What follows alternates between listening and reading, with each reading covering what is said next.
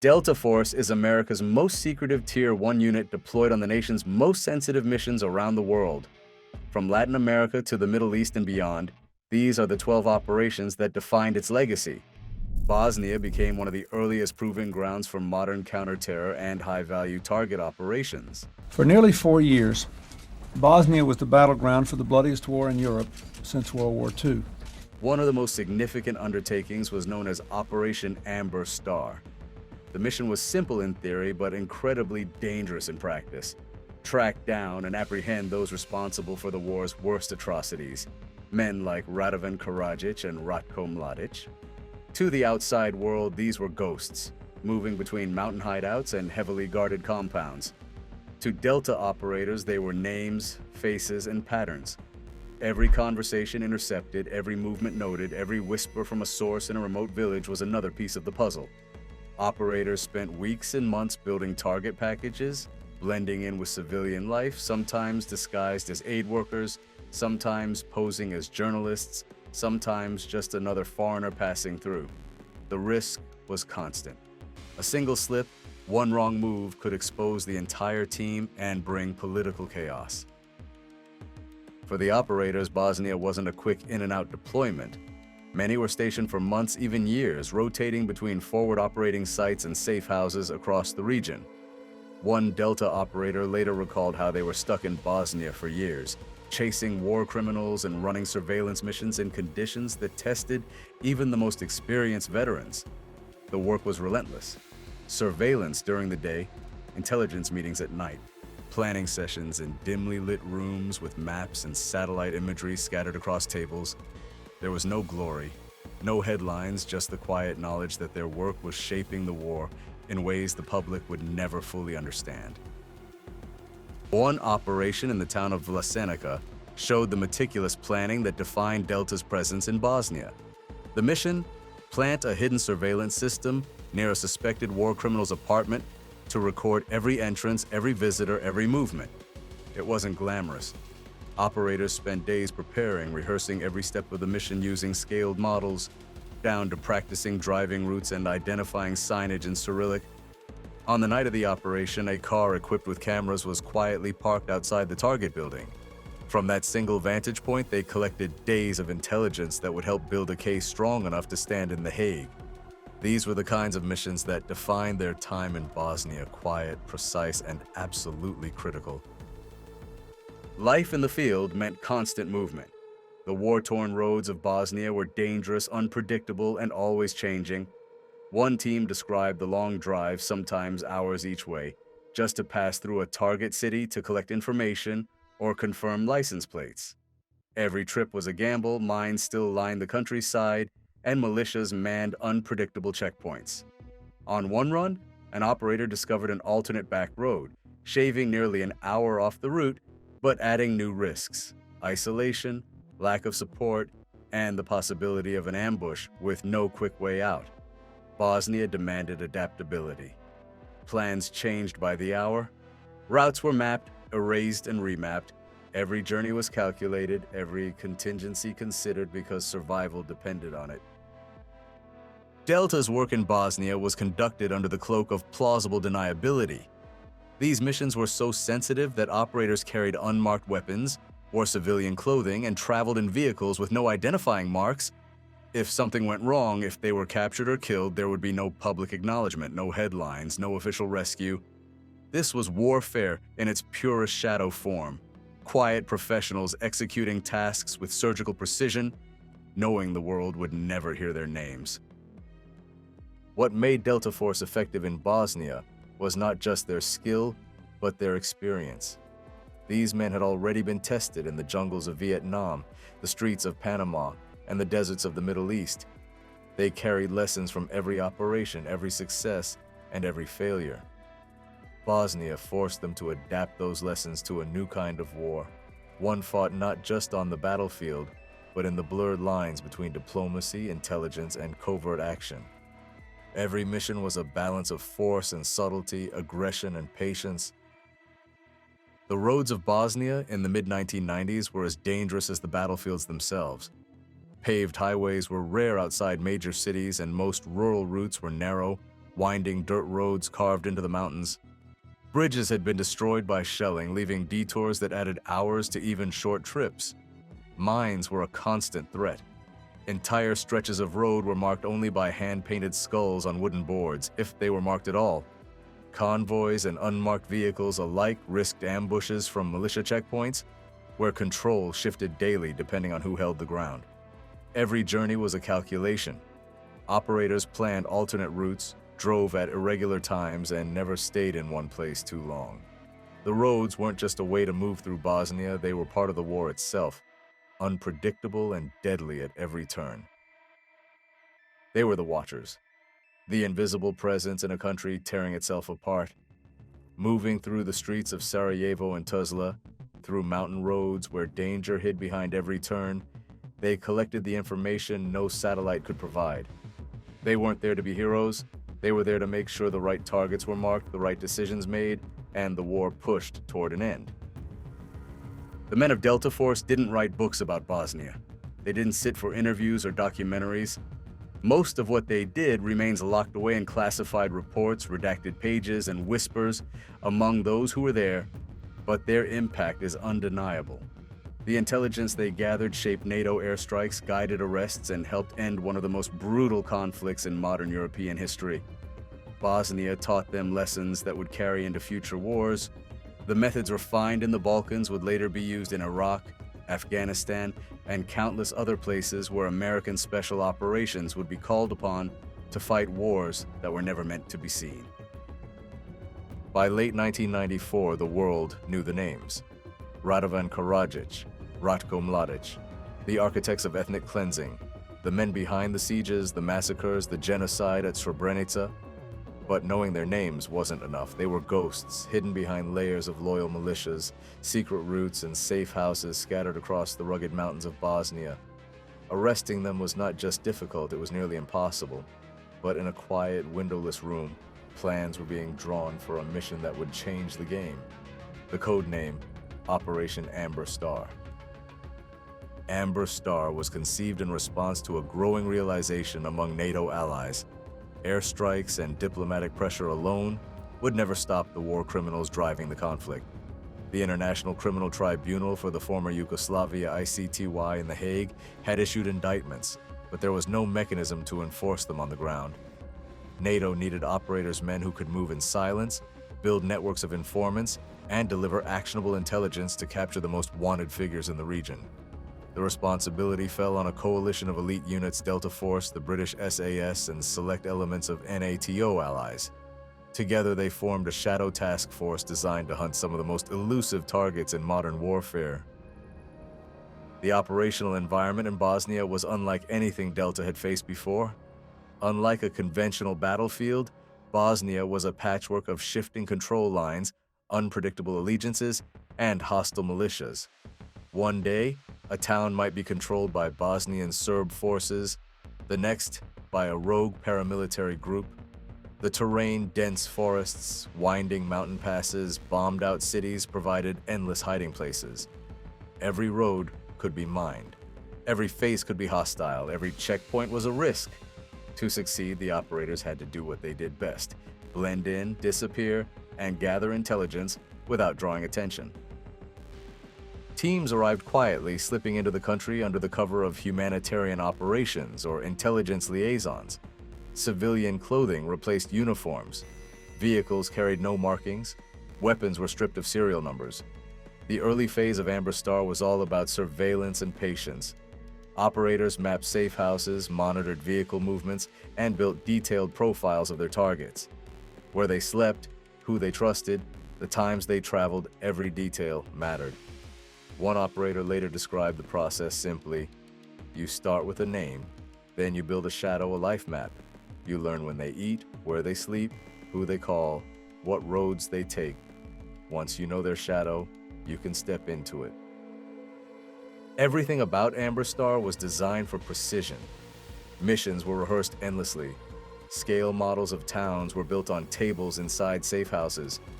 Routes were driven at night until operators could navigate them without a single map. The secrecy was absolute. If a mission failed, there would be no public acknowledgement, no rescue. Operators carried cover stories for every contingency. If captured, they were just aid workers in the wrong place at the wrong time. One mission during Amber Star perfectly captured the operation's character. A tip from a local contact suggested that a mid-level war criminal, a commander involved in the operation of detention camps, was hiding in an apartment building in Vlasenica. The team moved quickly. They rehearsed every detail of the approach, down to recognizing Cyrillic signs in the dark. At 3 a.m., they drove into the town and parked a car equipped with a hidden camera across from the target building. For days, the car sat motionless. The operators rotated shifts, monitoring every movement, every visitor. By the end of the week, they had a complete picture times, associates, patterns that would lead to the man's eventual arrest months later. The primary targets, Karadzic and Mladic, were another challenge entirely. Both men had layers of protection, loyal guards, heavily armed bodyguards, and a network of informants that warned them of NATO movements. Karadzic frequently moving between mountain villages and underground bunkers. Mladic rarely traveled without an escort of armed soldiers. Delta and SAS teams tracked them relentlessly, often getting within striking distance, but unable to act without risking a political catastrophe. The missions became a long game of patience and pressure, a test of endurance, where every mistake could cost lives or spark international outrage. Amber Star laid the groundwork for many of the successful high-value target operations in the years that followed. The intelligence gathered in Bosnia helped NATO shape its air campaign in 1995, allowing precision strikes on key positions and supply lines. It also paved the way for the eventual arrests of Karadzic in 2008 and Mladic in 2011, long after the war had ended, but undeniably rooted in the networks and groundwork laid during these early operations. For the operators, it was never about credit. It was about the mission, quiet professionals doing quiet work, knowing the world would never hear the full story. In Bosnia, not every mission was a firefight. Sometimes the most important victories came from silence, from patience, from invisibility. In the small eastern Bosnian town of Vlasenica, a surveillance mission would show exactly how precision and discipline defined Deltaforce during the war. It began with a whisper. A local informant, trusted but cautious, told NATO intelligence of a mid-level war criminal hiding in plain sight. He was a man responsible for some of the worst atrocities during the early stages of the conflict, running detention camps where prisoners were beaten, tortured, and killed. The tip was clear. He was living quietly in an apartment complex on the edge of town. He blended in with the locals, moving only when necessary, rarely staying in one place for too long. For Delta, this wasn't just another lead. It was a chance to gather undeniable evidence, the kind of proof that could tie him to orders, movements, and associates. Planning began immediately. In a dimly lit safe house several towns away, operators spread a map of Vlasenica across a battered wooden table.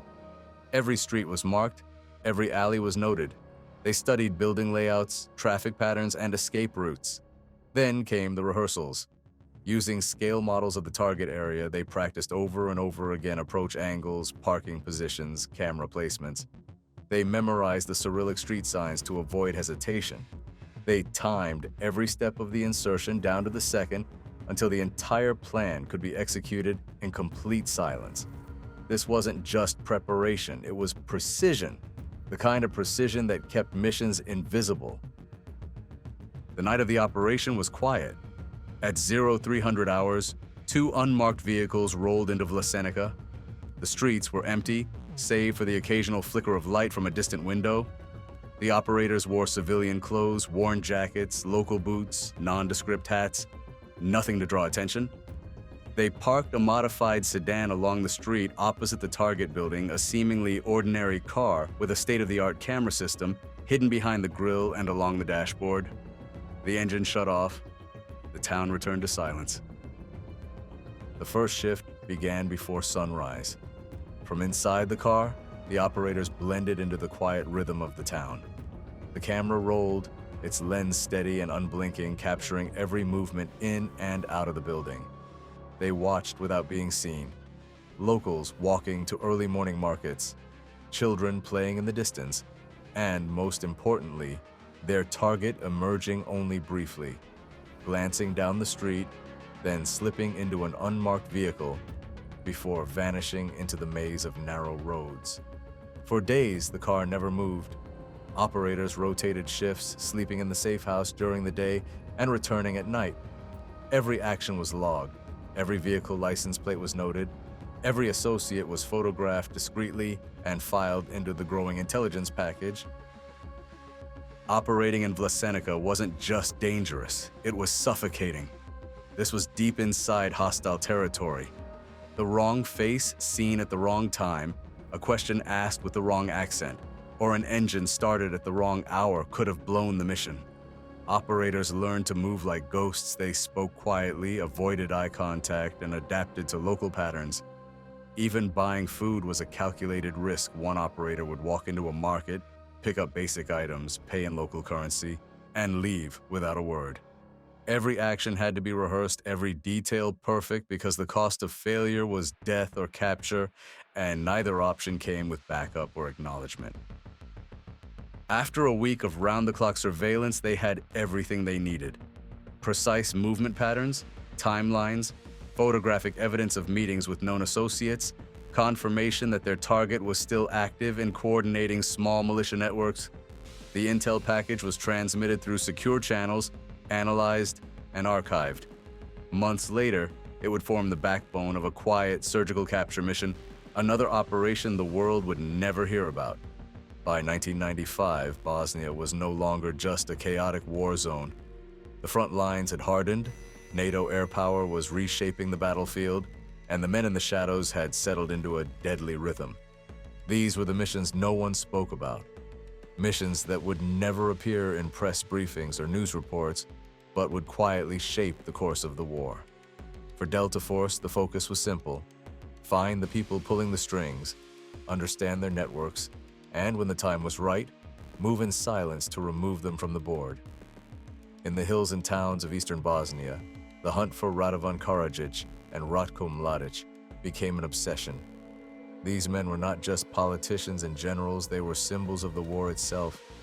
Every rumor, every tip from a frightened villager, every intercepted call was a thread to be pulled. Karadzic moved constantly, slipping between mountain villages, never staying long enough to leave a pattern. Mladic traveled under the watchful eyes of heavily armed escorts, his convoys unpredictable and aggressive. Getting close meant weeks of observation, blending into the background, memorizing the rhythms of roads and villages, and waiting for an opening that never seemed to come. Elsewhere, the missions shifted from surveillance to action. As NATO intensified its air campaign, accuracy became the difference between success and disaster. Delta operators, often alongside their British SAS counterparts, slipped behind enemy lines with laser designators packed in weathered rucksacks. Under moonless skies, they crept through forests and hills, silent and invisible, marking targets so high above that the operators could only hear the distant roar of jets before the earth shook. Each strike landed with surgical precision, artillery sites erased, ammunition depots obliterated, and command posts reduced to smoking craters. It was quiet, efficient, and deadly. Not every mission ended with fire from the sky. Many ended with silence. Delta and SAS teams specialized in surgical extractions, slipping into hostile towns in the dead of night to apprehend war criminals and high-value figures. These operations were as tense as they were methodical. Teams waited in safe houses for the moment when the target was isolated, then moved with speed and precision. No gunfire, no noise, only the soft thud of boots on concrete and the hum of engines fading into the darkness. By sunrise, the target would be gone, on a discreet flight out of the country, their names soon to appear on an indictment in The Hague. Every mission was built on trust and information. Intelligence networks stretched across Bosnia, linking Delta, the CIA, and allied units like the SAS and SBS.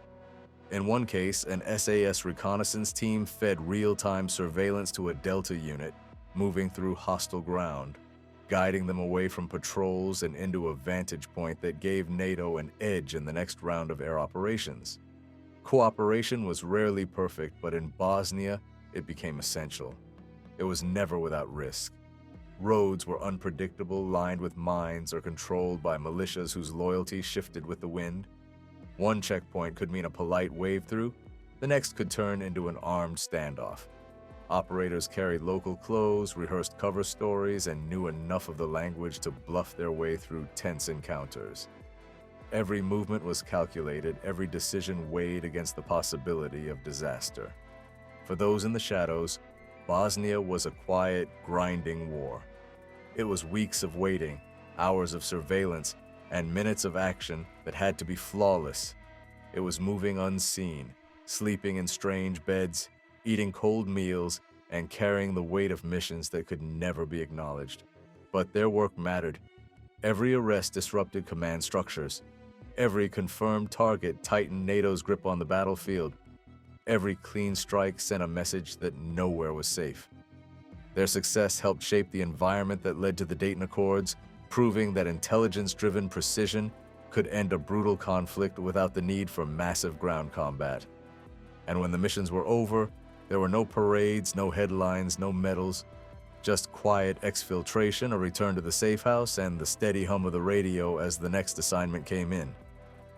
In Bosnia, Deltaforce was never alone. This war was not fought by one nation, one flag, or one unit. It was a coalition stitched together from the most elite forces the West could offer. British SAS Special Boat Service, French commandos, even the CIA's paramilitary teams, blending seamlessly into the shadows. Each unit brought something different. The SAS were masters of long-range reconnaissance, able to disappear into the hills for weeks at a time, gathering intelligence no satellite could provide. The SBS specialized in covert mobility, slipping along rivers, across lakes, or through hostile terrain, where quiet insertion meant survival. And the CIA's Special Activities Division provided a bridge between intelligence and action, feeding real-time human sources into missions that demanded split-second decisions. From the outside, it looked like chaos, different nations, different chains of command, different rules of engagement. But inside the wire, in those quiet operations rooms scattered across Sarajevo and Tuzla, there was only the mission. Operators learned quickly that trust was their greatest asset. Information flowed in the simplest terms, no ego, no politics. A surveillance report from an SAS patrol would be in the hands of a Delta team within hours. A confirmed high-value target from a French recon team could mean a surgical NATO strike that same night. And on the ground, the cooperation ran even deeper. Mixed teams, Americans, Brits, and occasionally French operators ran side by side on surveillance and capture missions. They shared safe houses, weapons, and risk. Language barriers broke down quickly when the stakes were survival. In the mountains east of Srebrenica, SAS teams operated deep behind enemy lines, feeding intelligence on troop movements and artillery positions. Delta operators used that information to guide precision strikes that silenced guns aimed at civilian enclaves. In return, Delta provided overwatch during extractions, covering their allies as they slipped back across hostile terrain to safe zones. But this kind of cooperation didn't come without friction. Different nations had different rules, where one team was authorized to engage, another was under strict orders to observe and report. The tension between action and restraint was constant. Yet in the field, professional respect kept operations sharp and missions alive. In one town near Rogatica, an SAS reconnaissance patrol coordinated with a Delta ground team moving through militia-controlled territory. The British provided real-time updates through encrypted comms, directing the Americans around checkpoints and ambush points. The result was a clean insertion, no contact, and the successful setup of surveillance equipment that would later help guide NATO strikes. This was the reality of special operations in Bosnia, an invisible network of professionals, each with a specific skill set, each willing to trust the other when the mission demanded it. And it worked. Every precise strike, every clean capture, every whisper of movement that reached a command center started with this cooperation. No one unit could have managed the scale and complexity of Bosnia alone. Together, they created a silent web across the country, mapping it, reading it, and shaping it from the shadows. It wasn't glamorous. There were no headlines, no credit, no public acknowledgement. When a mission succeeded, it was filed away in classified reports. When it failed, there were no names attached. But in those quiet months leading to Dayton, when NATO began to control the tempo of the war, it was this cooperation that made the difference. And when it was over, the teams packed up and disappeared. The SAS went home to Hereford. The Delta operators rotated out to other theaters. The SBS faded into the next mission. Bosnia went quiet, but the lessons of that silent partnership would echo for decades in Afghanistan and Iraq, and in every shadow war that followed. For those who were there, it wasn't about nations or politics. It was about the man next to you, the mission in front of you, and the quiet understanding that in the darkest corners of Bosnia, survival depended on trust. In Bosnia, the truth was never simple. Every operation, every movement, every whisper of action was buried under layers of secrecy. The men in the field moved like ghosts, and those at the top worked just as hard to keep it that way. Officially, there were no Deltaforce teams in Bosnia, no SAS patrols slipping through the mountains, no CIA operatives recruiting sources in dimly lit cafes. What the world saw was a humanitarian mission, peacekeepers in blue helmets, and carefully worded statements about stability and security. But behind that polite facade, another war was being fought. Secrecy wasn't just a choice, it was a necessity. The politics of the conflict were volatile. Every NATO country had its own interests, its own red lines. A single confirmed firefight involving foreign special operations forces could have escalated tensions with Serbia, drawn Russia deeper into the conflict, and shattered fragile diplomatic negotiations. So the missions stayed in the dark. Reports were classified. After-action details were buried in encrypted transmissions and locked files.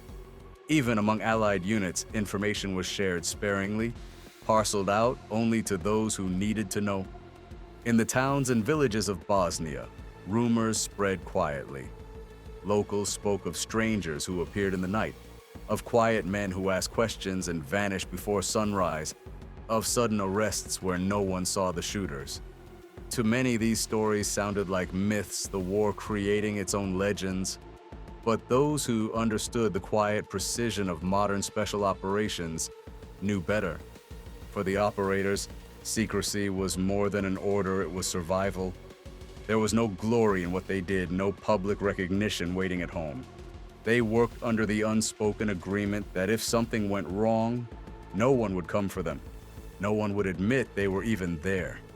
They carried out missions knowing that capture meant silence, that death meant disappearance, and the denials never stopped. Even years later, officials spoke in vague terms: liaison officers, observers, training teams. The men on the ground knew the truth, but they didn't need to talk. Quiet professionals do not seek headlines. This silence was part of the mission. The less attention drawn to their presence, the easier it was to operate, to gather intelligence, to disappear into the chaos of a country at war. Every layer of denial bought them more time, more freedom to work. But secrecy came with its own weight. Missions blurred together, successes and failures alike locked away, their stories known only to those who had been there. Some operators spoke later in careful interviews and memoirs, never naming names, never revealing more than they had to. Most said nothing at all. In Bosnia, the shadows were deliberate. They were built and maintained, a shield for the operators and a tool for the politicians. And as the war dragged on, that silence became its own language, one understood by everyone who lived and fought in those hills. The quiet was absolute, and in that quiet, history was written by men the world would never see. For years, the story of Bosnia's shadow war stayed buried. The missions, the arrests, the quiet operations that never made the evening news, all locked away in reports, stamped classified and sealed in vaults. But secrets have a way of slipping through the cracks. It started small.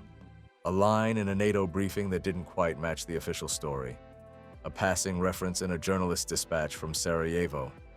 Whispers among aid workers about strangers in civilian clothes moving through checkpoints without questions, disappearing into the night. Then came the fragment stories told in quiet corners by those who had been close enough to see but not close enough to understand. Villagers speaking of men who set up strange equipment in the hills, then vanished before sunrise. A farmer recalling the hum of helicopters in the dead of night. No lights, no markings. A cafe owner in Pale remembering two quiet foreigners who asked questions and left without finishing their coffee. Over time, the puzzle pieces began to form a picture. When NATO's air campaign intensified in 1995, journalists noticed the uncanny precision of the strikes. Artillery positions hidden under camouflage netting, bunkers buried in forests, command posts built inside abandoned factories, all obliterated with surgical accuracy. Someone, somewhere, was providing the coordinates. And then, years later, came the admissions. Quiet, careful acknowledgments from retired operators and military officials. They never gave dates, they never named names, but they confirmed what had long been suspected, that Deltaforce, the SAS, and other allied units had been on the ground, running missions so precise and so secret that even other NATO units didn't know they were there. Some accounts describe the long nights of surveillance, weeks of watching a single house in a hostile village, waiting for the right moment. Others spoke of the quiet arrests high-value figures taken in the middle of the night, driven across borders and handed over for trial. One former operator, speaking years after the war, said it simply, "It was never about glory, it was about control. Get in, get it done, and get out before anyone knew you were there." Even with these glimpses, most of the truth remains hidden. Entire operations are still classified, their details redacted or erased. The only evidence lies in scattered documents, blurred photos, and the memories of the men who lived in the shadows.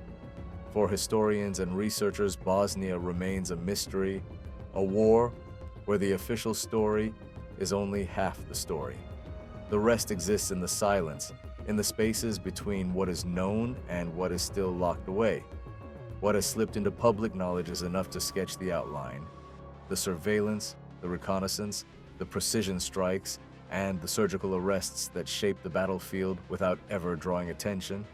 But the full picture, the exact missions, the risks taken, the nights that turned into firefights will remain hidden for years, perhaps forever. For the men who were there, that's how it's supposed to be. Quiet professionals do not seek headlines. They move through history without leaving footprints, their victories written in classified reports and unmarked by the winter of 1995. The war was running out of time. The world saw the headlines, Srebrenica, Sarajevo, Tuzla, but what it didn't see were the quiet hands moving in the shadows, tightening their grip on the conflict. Months of relentless NATO air campaigns had crippled the Bosnian Serb military. Command posts were gone, fuel depots destroyed, and artillery positions silenced one by one.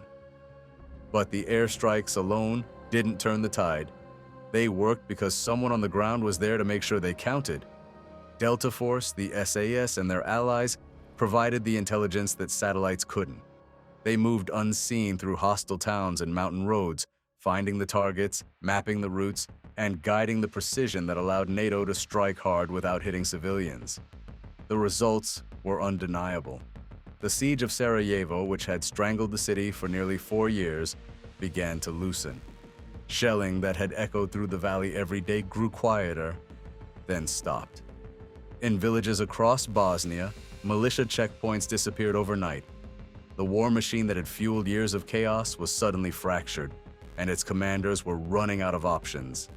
Then came Dayton. The peace talks in Ohio were tense, fragile, and full of mistrust, but behind the scenes, the pressure was real, a constant reminder to every side that NATO knew where they were, what they were moving, and what they had left. The shadow war on the ground had reshaped the battlefield long before the diplomats shook hands. When the accords were finally signed in December 1995, There was no victory parade for the men in the shadows. They packed their gear, burned documents, erased tracks from safe houses and forward bases, and disappeared as quietly as they had arrived. For them, Bosnia wasn't about recognition, it was about control, about bringing a brutal war to a quiet end. For the people of Bosnia, the guns had finally gone silent. In the streets of Sarajevo, markets reopened.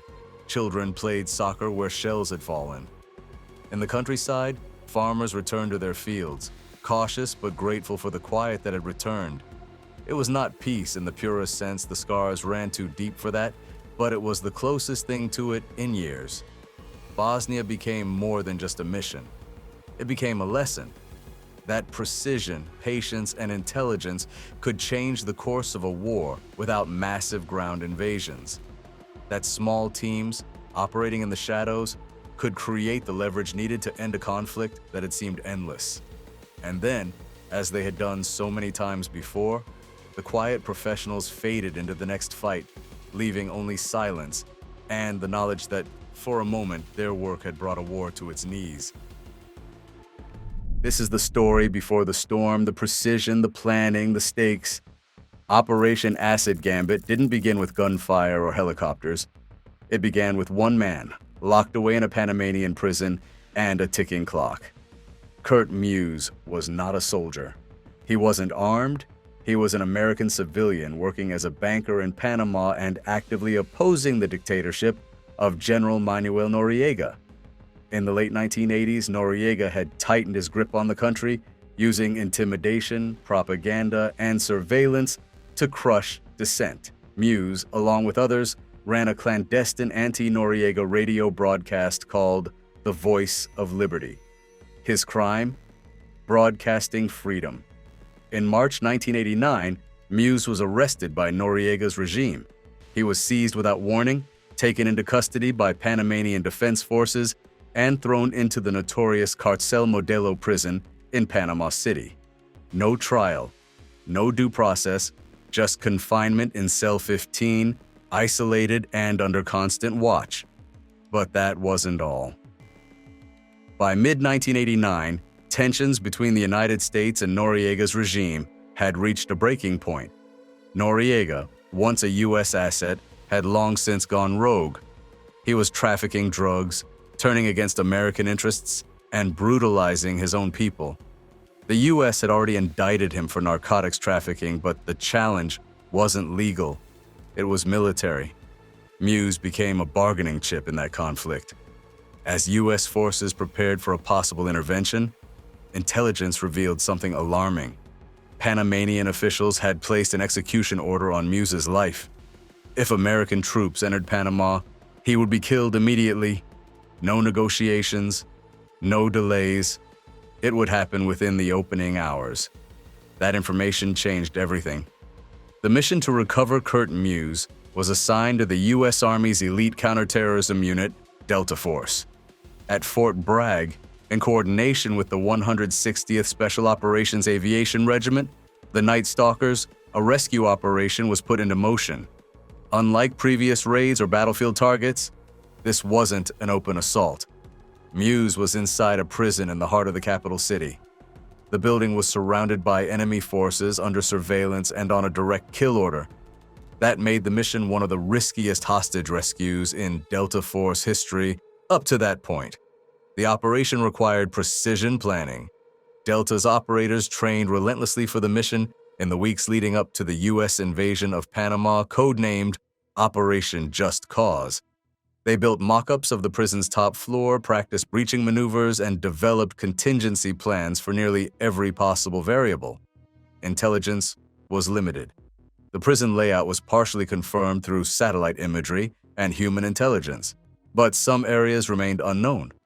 Delta's plan would require adaptability under fire. The insertion method? Direct action. 160th SOAR would fly a modified AMH-6 Little Bird directly onto the prison roof at first light. The platform was small, light, and fast. It could land directly on the building's rooftop without room for error.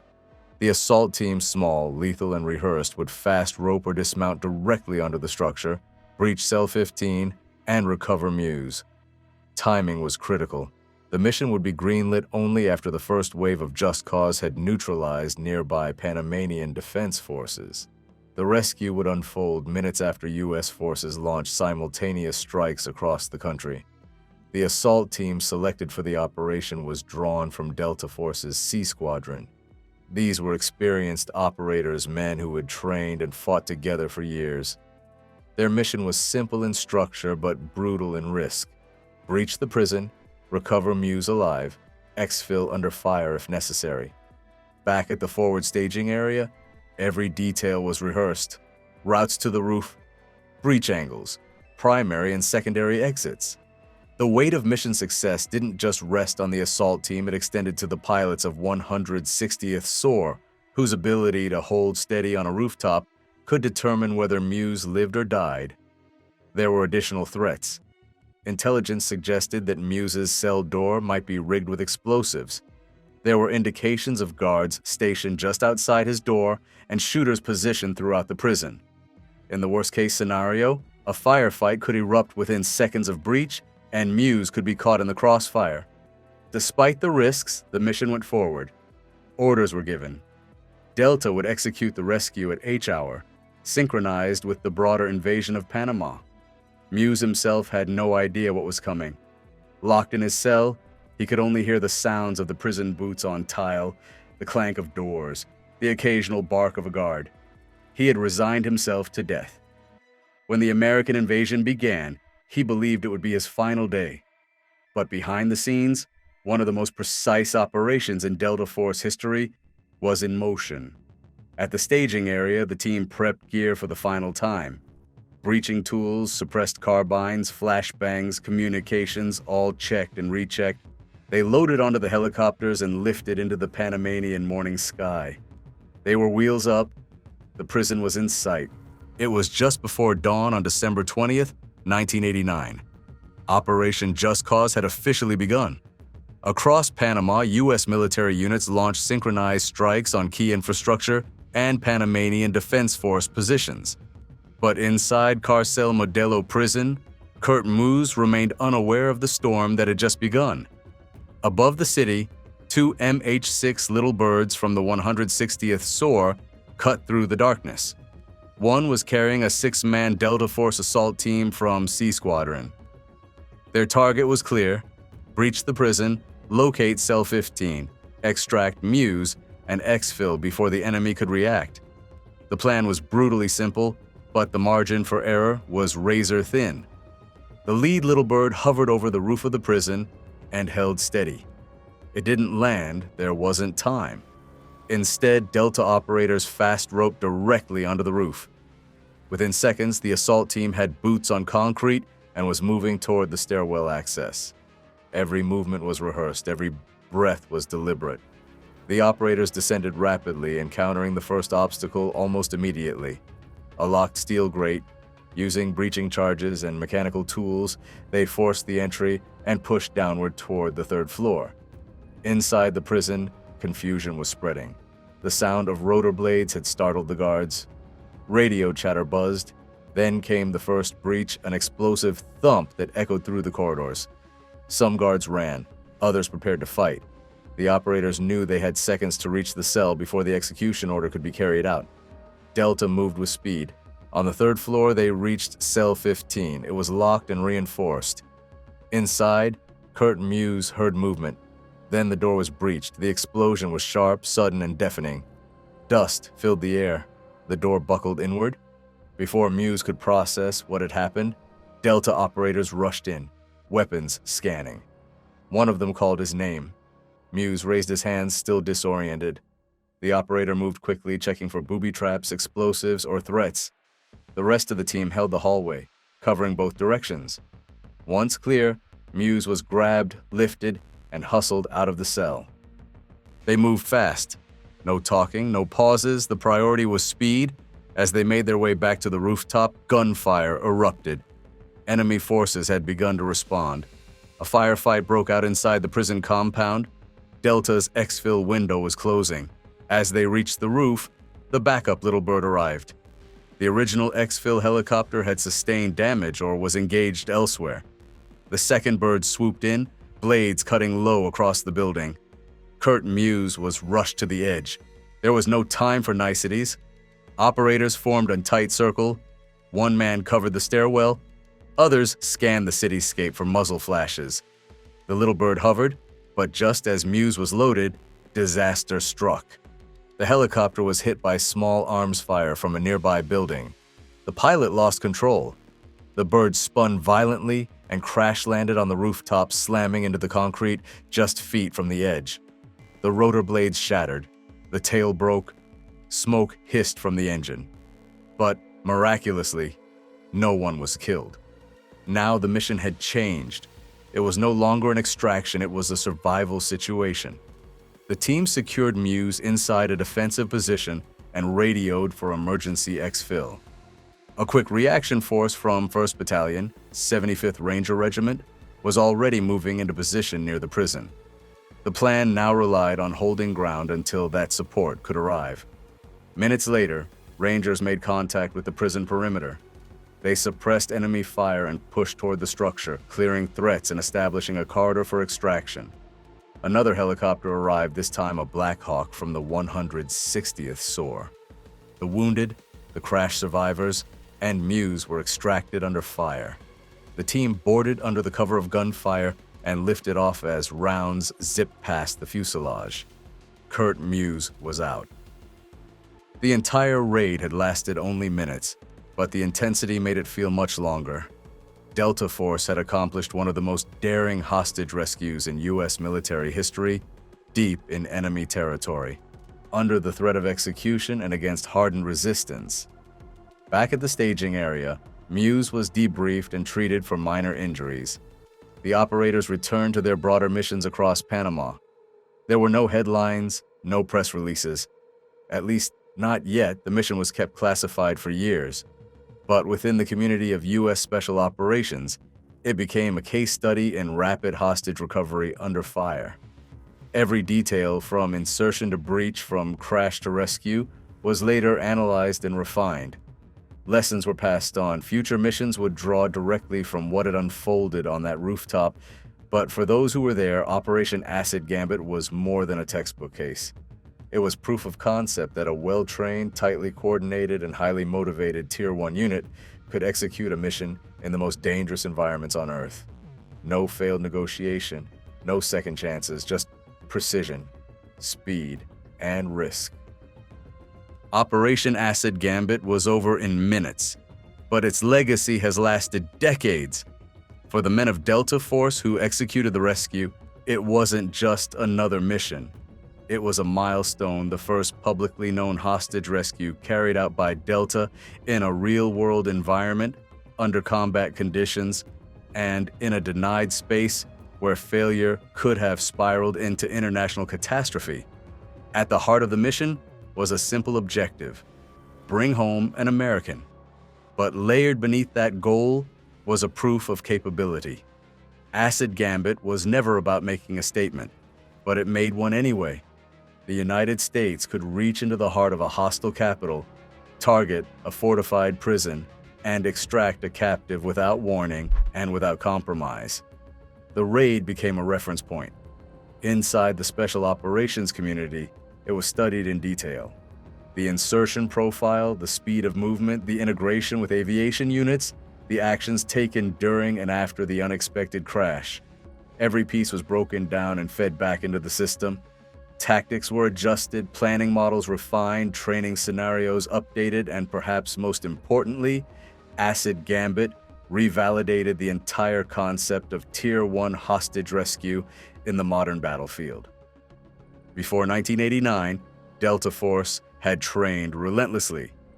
They'd prepared for the worst day missions where national policy, human lives, and political risk collided.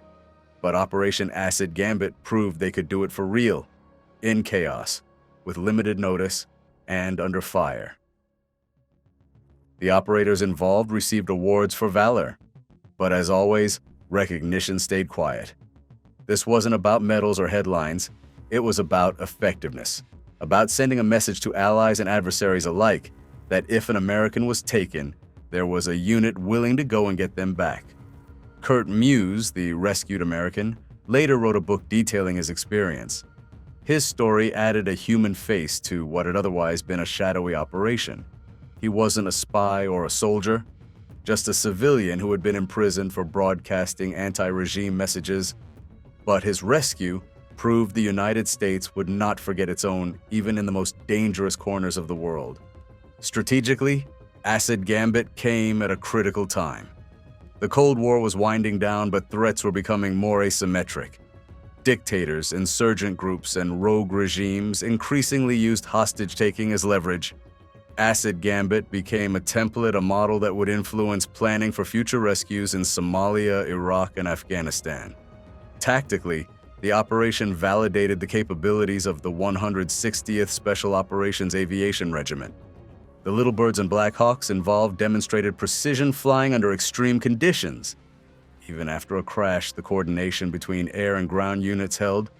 It was a real-world stress test of joint SOF aviation ground integration, and it passed. The raid also demonstrated the power of speed and shock. No long siege, no drawn-out firefight, just violence of action, followed by rapid extraction. It's a doctrine that would be echoed years later in missions from the Osama bin Laden raid to hostage rescues in West Africa. And for Deltaforce itself, Acid Gambit helped cement its identity. Before Panama, the unit had operated largely in secrecy. Acid Gambit brought quiet legitimacy. It showed the world that when the mission was impossible, when the risk was too high and the window too short, there was a unit capable of stepping into the breach.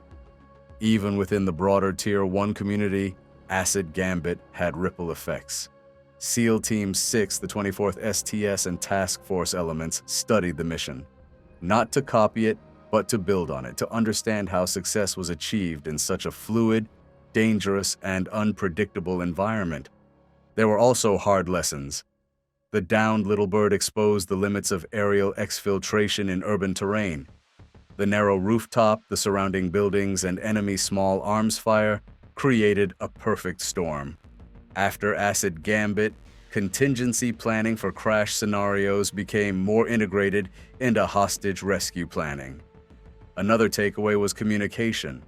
Rapid deconfliction between Delta, aviation assets, and Ranger QRF teams allowed for a seamless transition from rescue to emergency extraction. That real-time responsiveness would become essential in later operations where every second counted. And while the mission was kept classified for years, its influence slowly surfaced. Inside military circles, in quiet lectures, in training simulations, even among allied forces who modeled their own special operations doctrine after what Delta had proven in Panama. Operation Acid Gambit wasn't the largest raid, it wasn't the longest, but it was one of the most consequential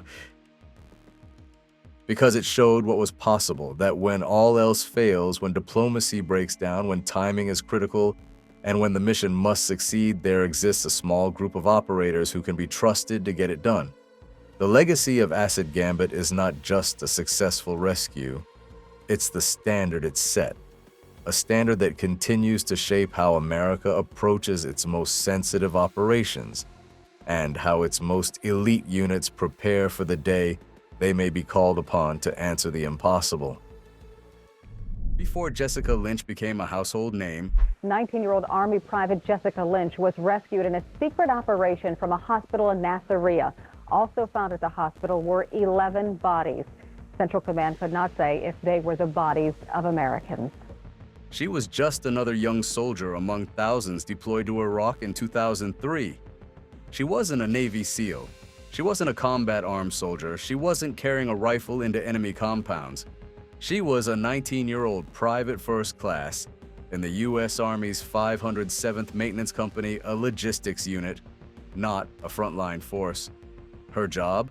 To help support the machines of war, to keep the Army moving. But war doesn't always follow neat lines. In March 2003, as U.S. and coalition forces surged across the desert toward Baghdad, the 507th was part of a convoy pushing through southern Iraq. They weren't combat ready, Many were unfamiliar with the terrain. They were relying on outdated maps, unclear instructions, and limited real-time intel. And then, in Nasiriyah, things fell apart. The convoy took a wrong turn and drove straight into enemy-controlled territory. Urban terrain, tight streets, and no air cover. Suddenly, the support unit was fighting for survival. They were ambushed by Iraqi forces. It was brutal. Soldiers were killed, vehicles disabled, some tried to flee, others were captured. Among the survivors was Jessica Lynch. Her Humvee crashed. She suffered multiple fractures, including a spinal injury. She was unconscious when Iraqi forces found her and took her to a local hospital. That's where her ordeal truly began. But let's be clear, Jessica was not tortured. She wasn't interrogated by intelligence services or paraded through the streets. Iraqi doctors later stated they tried to protect her. Some even claimed they moved her from room to room, away from Saddam loyalists and military presence. She was injured. She was a prisoner.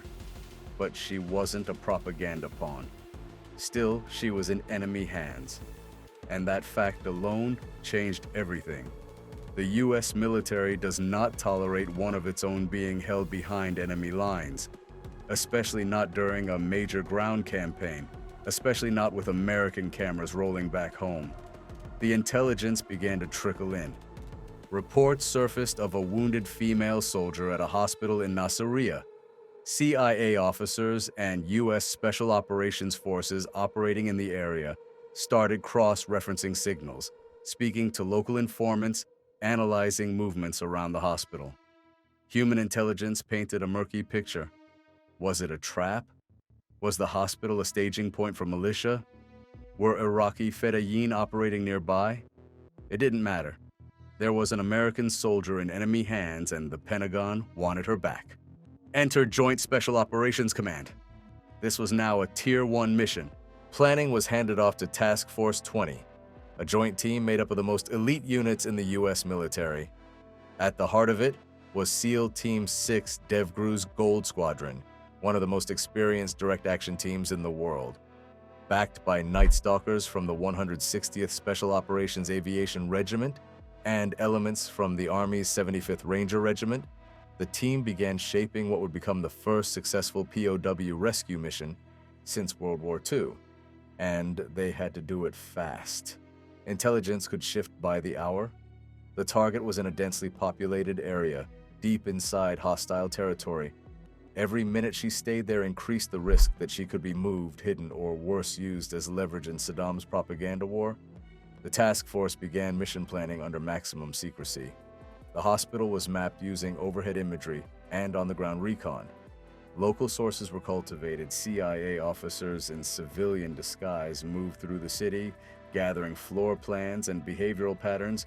They confirmed she was being held on the second floor, heavily injured, guarded by a mix of regular troops and paramilitary forces.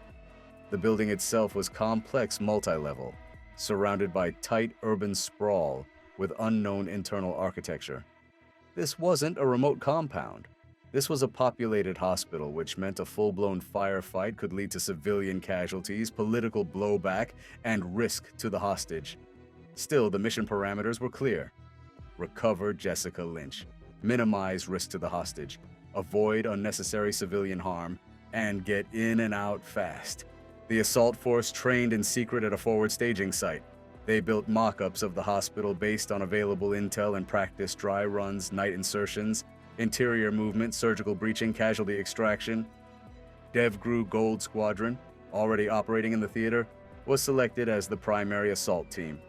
They were to move in under the cover of darkness, insert directly at the hospital, clear it floor by floor, and recover the hostage. The 160th SOAR would provide aviation support, fast, low, and accurate. MH-60 Blackhawks and MH-6 Little Birds were configured for quick insertion and casualty exfiltration. The Night Stalkers would deliver the teams under the radar, threading through urban terrain in total darkness. Meanwhile, a perimeter was to be secured by Ranger elements, who would establish blocking positions and cover routes in and out. They would neutralize any external threat and allow the assault team to focus on the objective. The planners knew the risks. They knew Iraqi troops could be embedded in nearby buildings. They knew that booby traps, reinforcements, or last-minute surprises could endanger the entire operation. But they also knew what was at stake: morale, strategic messaging, and most importantly, bringing one of their own home. The green light came fast. Operation execution was scheduled for the night of April 1st, 2003. DevGru teams were briefed, gear was checked, helicopters were spun up, comms were secured. They weren't just going in for one soldier, they were going in as a signal to the world, to the enemy, and to every U.S. service member deployed in Iraq. America would not leave its people behind, and the men tasked with proving that, they were already in the air, racing through the night blades, slicing the dark, weapons locked, eyes forward. They were going to bring her home. April 1st, 2003, just after midnight. Gold Squadron moved with speed and efficiency. Flashbangs disoriented any opposition in the hallways. Operators cleared floors with discipline and silence. There were no wild exchanges of gunfire. The rules of engagement were strict. Minimize harm, avoid civilian casualties, extract the objective. They weren't there to destroy the hospital, they were there to bring Jessica home. The SEALs moved directly toward the objective. Intelligence had pinpointed her location: a ground floor room, southwest corner, behind a double-door hallway. As operators approached, 2 armed guards outside the room were neutralized in seconds. Inside, they found Jessica Lynch. She was lying in a hospital bed, immobilized. Her body had suffered fractures to her legs, spinal compression, and internal damage from the vehicle crash during the ambush days earlier. Her M16 had jammed during the firefight. She'd never fired a round before being taken prisoner. She was alert, but physically broken. A SEAL team medic conducted a rapid trauma assessment. She was stabilized and carefully secured to a litter for evacuation. They moved her with caution, aware of her spinal injuries. Meanwhile, other elements of Gold Squadron continued clearing the hospital. They encountered no resistance from medical staff. In one room, operators discovered the remains of several fallen American soldiers hidden and wrapped. They would be recovered along with Lynch as part of the mission. Outside, the Rangers held their ground. The Iraqi Fedayeen had realized something was happening, but it was too late. Sniper teams from the Little Birds were already tracking movements. Any attempt to approach the hospital was blocked with precision. The perimeter held. No firefight ever fully materialized. Back inside, the extraction was underway. Gold Squadron moved Jessica Lynch through the hospital corridors with speed and protection. At the landing zone, an MH-60 Black Hawk hovered, rotor wash blasting through the courtyard. Operators formed a tight security ring. Lynch was loaded onto the bird. The team followed. The exfil was clean. In total, the operation lasted minutes. No American casualties, no SEALs injured, no civilians harmed. It was a textbook example of Tier 1 direct action. A precision hostage recovery mission led by Gold Squadron, coordinated with 160th SOAR, and supported by perimeter security elements. Executed flawlessly. As the helicopters disappeared into the night, the mission was already being analyzed in operations centers far from Iraq. But on the ground, it was about one thing. Jessica Lynch was no longer a prisoner. She was going home. The following day, the Pentagon confirmed the rescue. News of the operation spread rapidly. Footage showed Lynch being carried on a stretcher, surrounded by masked SEALs and Rangers. The world saw a daring rescue, but the details of who executed it and how remained hidden in shadows. Gold Squadron didn't step into the spotlight. They returned to base, debriefed, reset, and prepared for the next mission. That's what Tier 1 units do. They operate outside the wire, far from recognition, deep inside denied territory, then vanish before the world knows they were ever there. The Jessica Lynch rescue was not the largest battle of the Iraq War, but it was one of the most symbolic. It showed what happens when the full weight of America's most secretive and lethal operators is focused on a single objective. It showed that no matter how deep behind enemy lines a U.S. service member may be, there are men willing to go further, risk more, and do whatever it takes to bring them home. And that night in a hospital in Nasiriyah, Gold Squadron did exactly that. In the early hours before dawn, radar screens across the Caribbean began to go dark. Communications dropped, power grids flickered, airspace that had been quiet for years suddenly filled with aircraft flying low, fast, and silent. By sunrise, one of the most controversial leaders in the Western Hemisphere was gone. There was no invasion, no prolonged battle, no televised firefight, just speed, secrecy, and precision. This was Operation Absolute Resolve, a mission reportedly carried out by America's most secretive special operations unit, Deltaforce. For years, Nicolás Maduro had lived under the assumption that geography protected him. Venezuela was not Iraq, not Afghanistan, not a war zone occupied by U.S. troops. But by the mid-2020s, that assumption was no longer safe. Maduro was not just a political figure, he was a wanted man. The U.S. Department of Justice had charged him with narco-terrorism, accusing him of leading a drug trafficking network that flooded cocaine into North America. A multi-million-dollar bounty had been placed on his capture.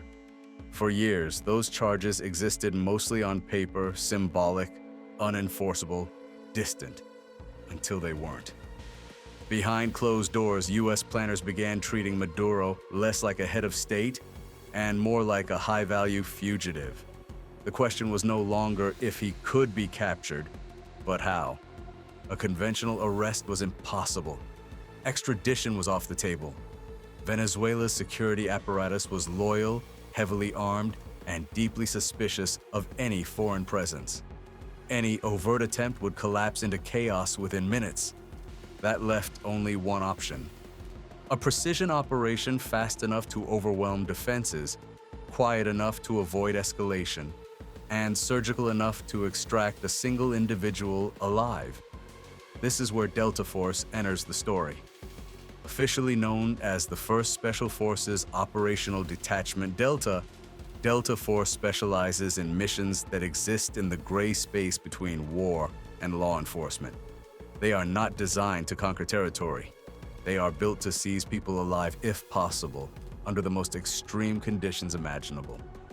Their resume includes hostage rescues, counterterrorism raids, and high-risk capture missions, where failure is not an option and exposure is unacceptable. Delta does not deploy unless every other solution has already failed. Operation Absolute Resolve fit their profile perfectly. The mission required absolute surprise. That meant control of the air, suppression of communications, and total information dominance before the first operator ever touched the ground. U.S. aircraft quietly repositioned across the region. Intelligence assets tracked Maduro's movements in real time. Surveillance focused on his residences, security routines, and escape plans. Every detail mattered: how long it took guards to respond, which doors were reinforced, which roads led underground, which ones led to vehicles. This wasn't just about kicking in a door. It was about collapsing a system faster than it could react. What made the operation especially sensitive was its timing. This was not wartime. Any misstep could trigger regional escalation, diplomatic fallout, or armed resistance. That meant the operators would have seconds, not minutes, to finish the job. The goal was simple in wording and brutal in execution. Locate the target, secure the target alive, extract without delay. Everything else was secondary. By the time Venezuelan authorities realized something was wrong, the operation was already in motion. Aircraft had crossed into controlled airspace. Electronic warfare assets were active. Deltaforce assault elements were inbound, flying low enough to avoid detection, fast enough to deny reaction. This was not a message sent through speeches or sanctions. It was a message delivered in silence. And in the next phase of the operation, that silence would be broken not by chaos, but by precision. Because once Deltaforce moved in, the window to stop them was already closed.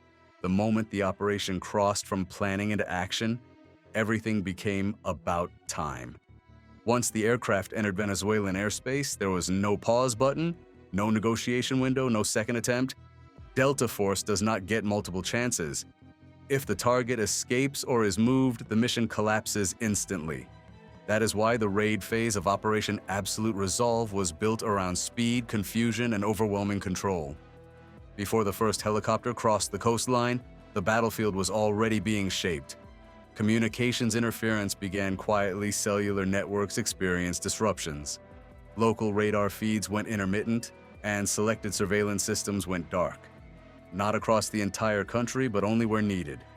The goal wasn't blackout chaos, it was selective blindness. Deltaforce assault elements were likely inserted using low-profile rotary aircraft, flying at low altitude to avoid early detection. These aircraft are designed for rapid insertion and extraction, capable of landing in tight urban spaces or deploying operators via fast rope if landing was impossible. The target location, whether a residence, secure compound, or government facility, had already been mapped in extreme detail. Floor plans, entrances, escape tunnels, guard positions, reaction times, every known variable was accounted for. What couldn't be predicted was how fast the situation would evolve once boots hit the ground. As the helicopters arrived, the assault force split immediately into task elements. One group secured the outer perimeter, preventing vehicles or guards from entering or leaving.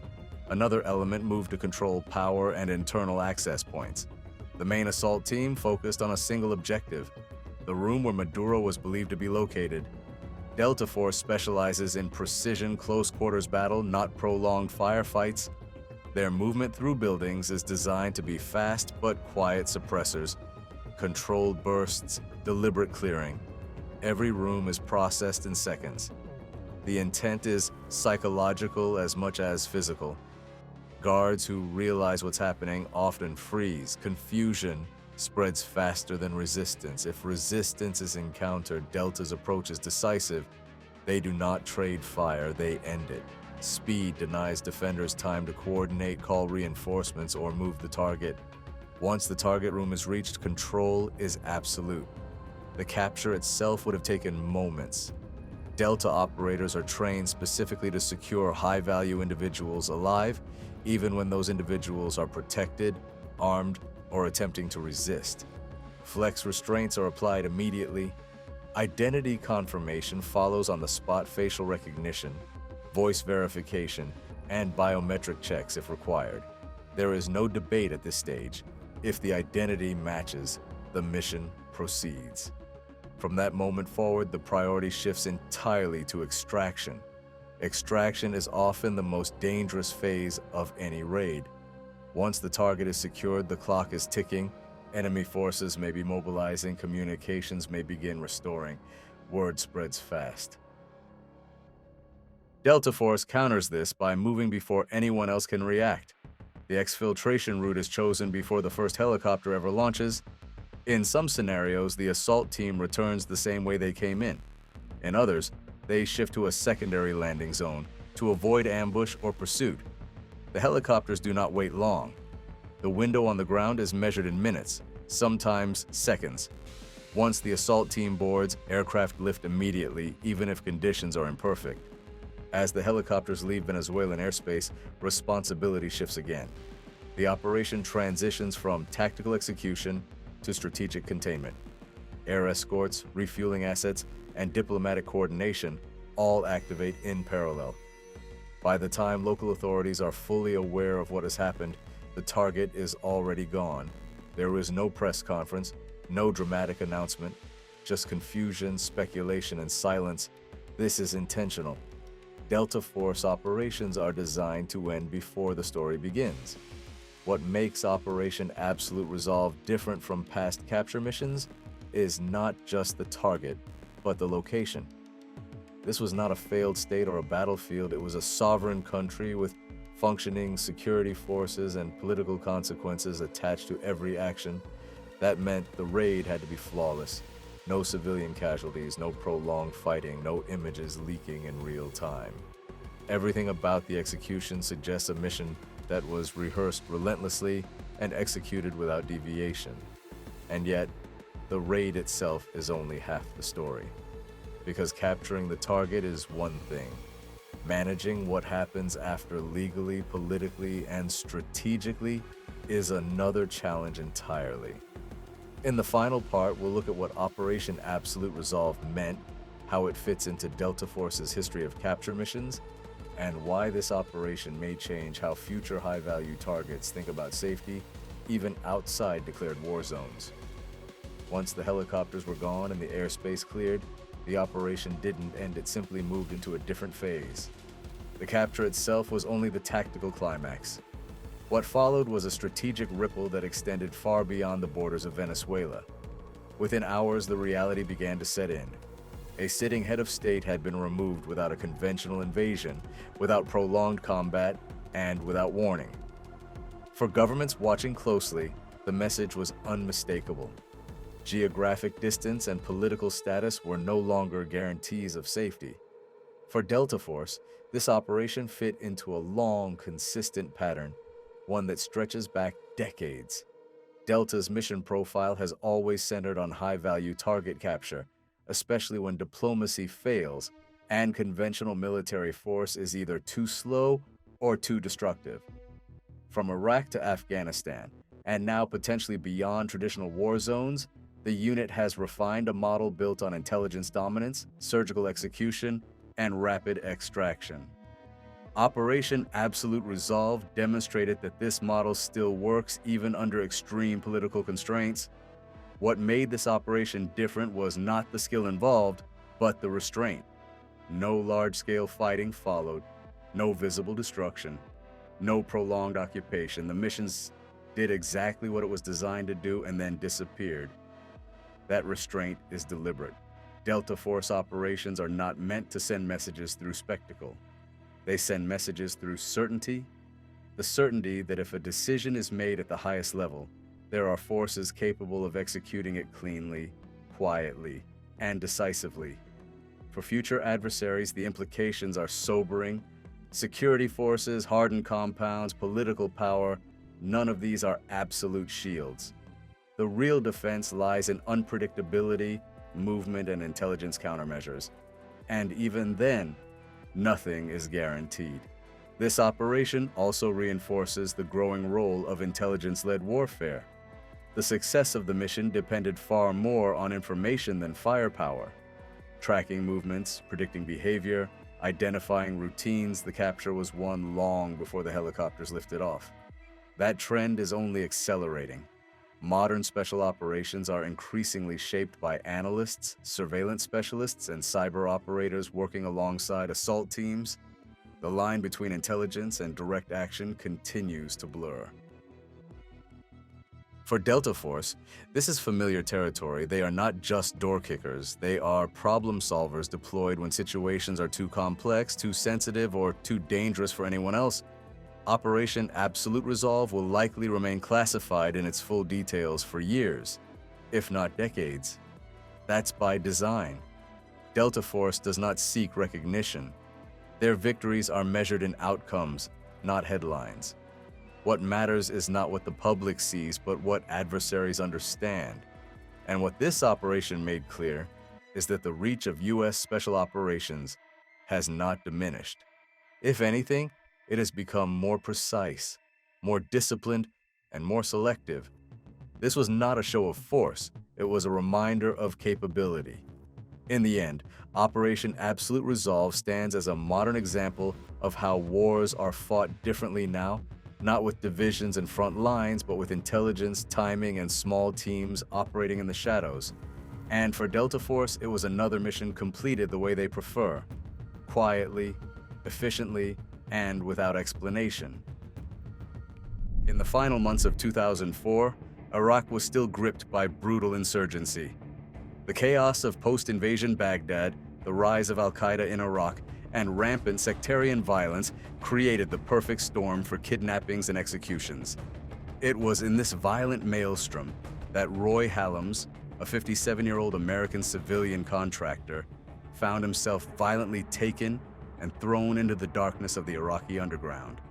Roy Hallums wasn't a spy or a soldier. He was a contractor working for the Saudi Arabian Trading and Construction Company, supplying food to the Iraqi army. On November 1st, 2004, Hallums was at his office compound in the Mansour district of Baghdad, a relatively upscale area when armed insurgents stormed the building in broad daylight.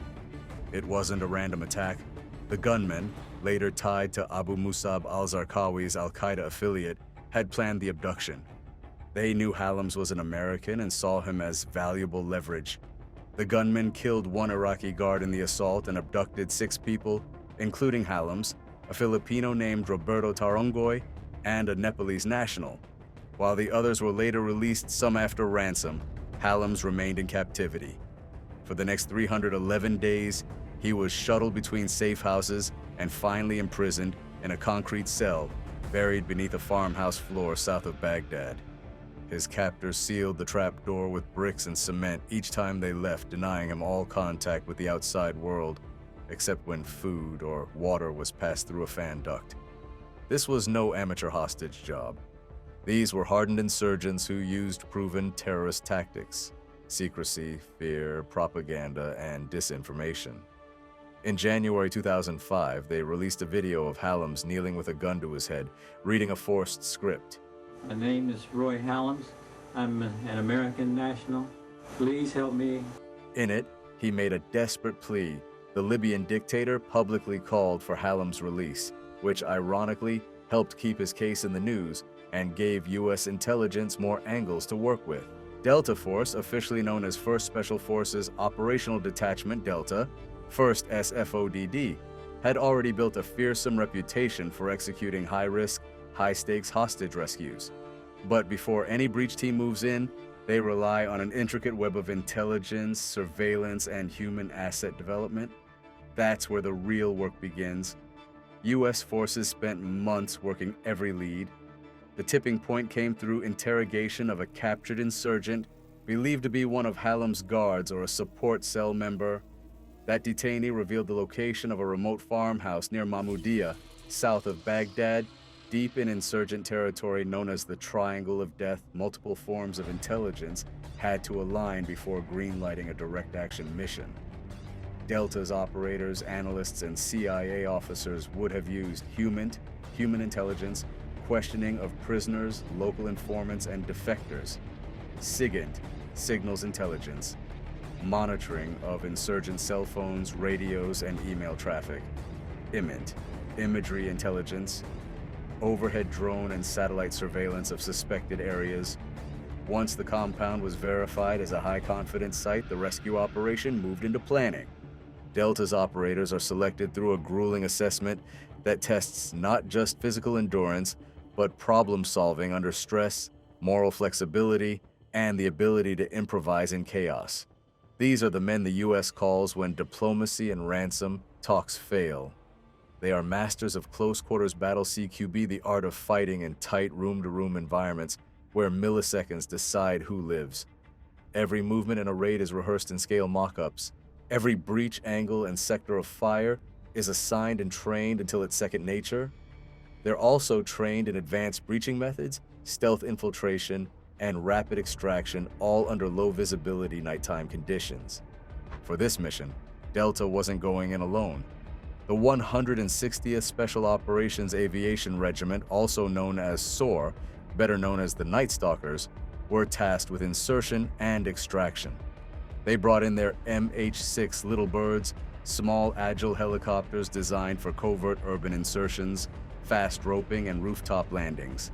Supporting them were UH-60 Blackhawks and armored cavalry tanks from the 3rd Armored Cavalry Regiment, who formed a security cordon around the site, minimizing the chance of armed resistance and maximizing the element of surprise, one of Delta's most important assets in any hostage rescue. The mission had no guarantee of success. The kidnappers were known to move hostages between locations. There was no recent photo or direct communication with Hallums. It was possible he had already been killed, moved, or that the house was rigged with explosives, but time was running out and the intel was solid. Delta's assault team would be inserted at low altitude, at day, without giving away their presence. Speed, surprise, and violence of action. These were the tools they'd use. In their internal comms, they wouldn't call him Hallums. They'd call him by a code, or simply refer to his retrieval as Jackpot. They weren't going in to negotiate, they were going in to win. Daylight hangs over the farmlands south of Baghdad on September 7th, 2005. The sun is already high, washing the fields in pale heat, when the distant thrum of rotor blades begins to bleed into the air, not sudden, not dramatic, just a steady mechanical vibration that grows louder with every second. In open terrain like this, sound carries far. By the time you hear it clearly, it's already too late. This is the moment that transforms Roy Hallums' story from a hostage nightmare into a Deltaforce operation.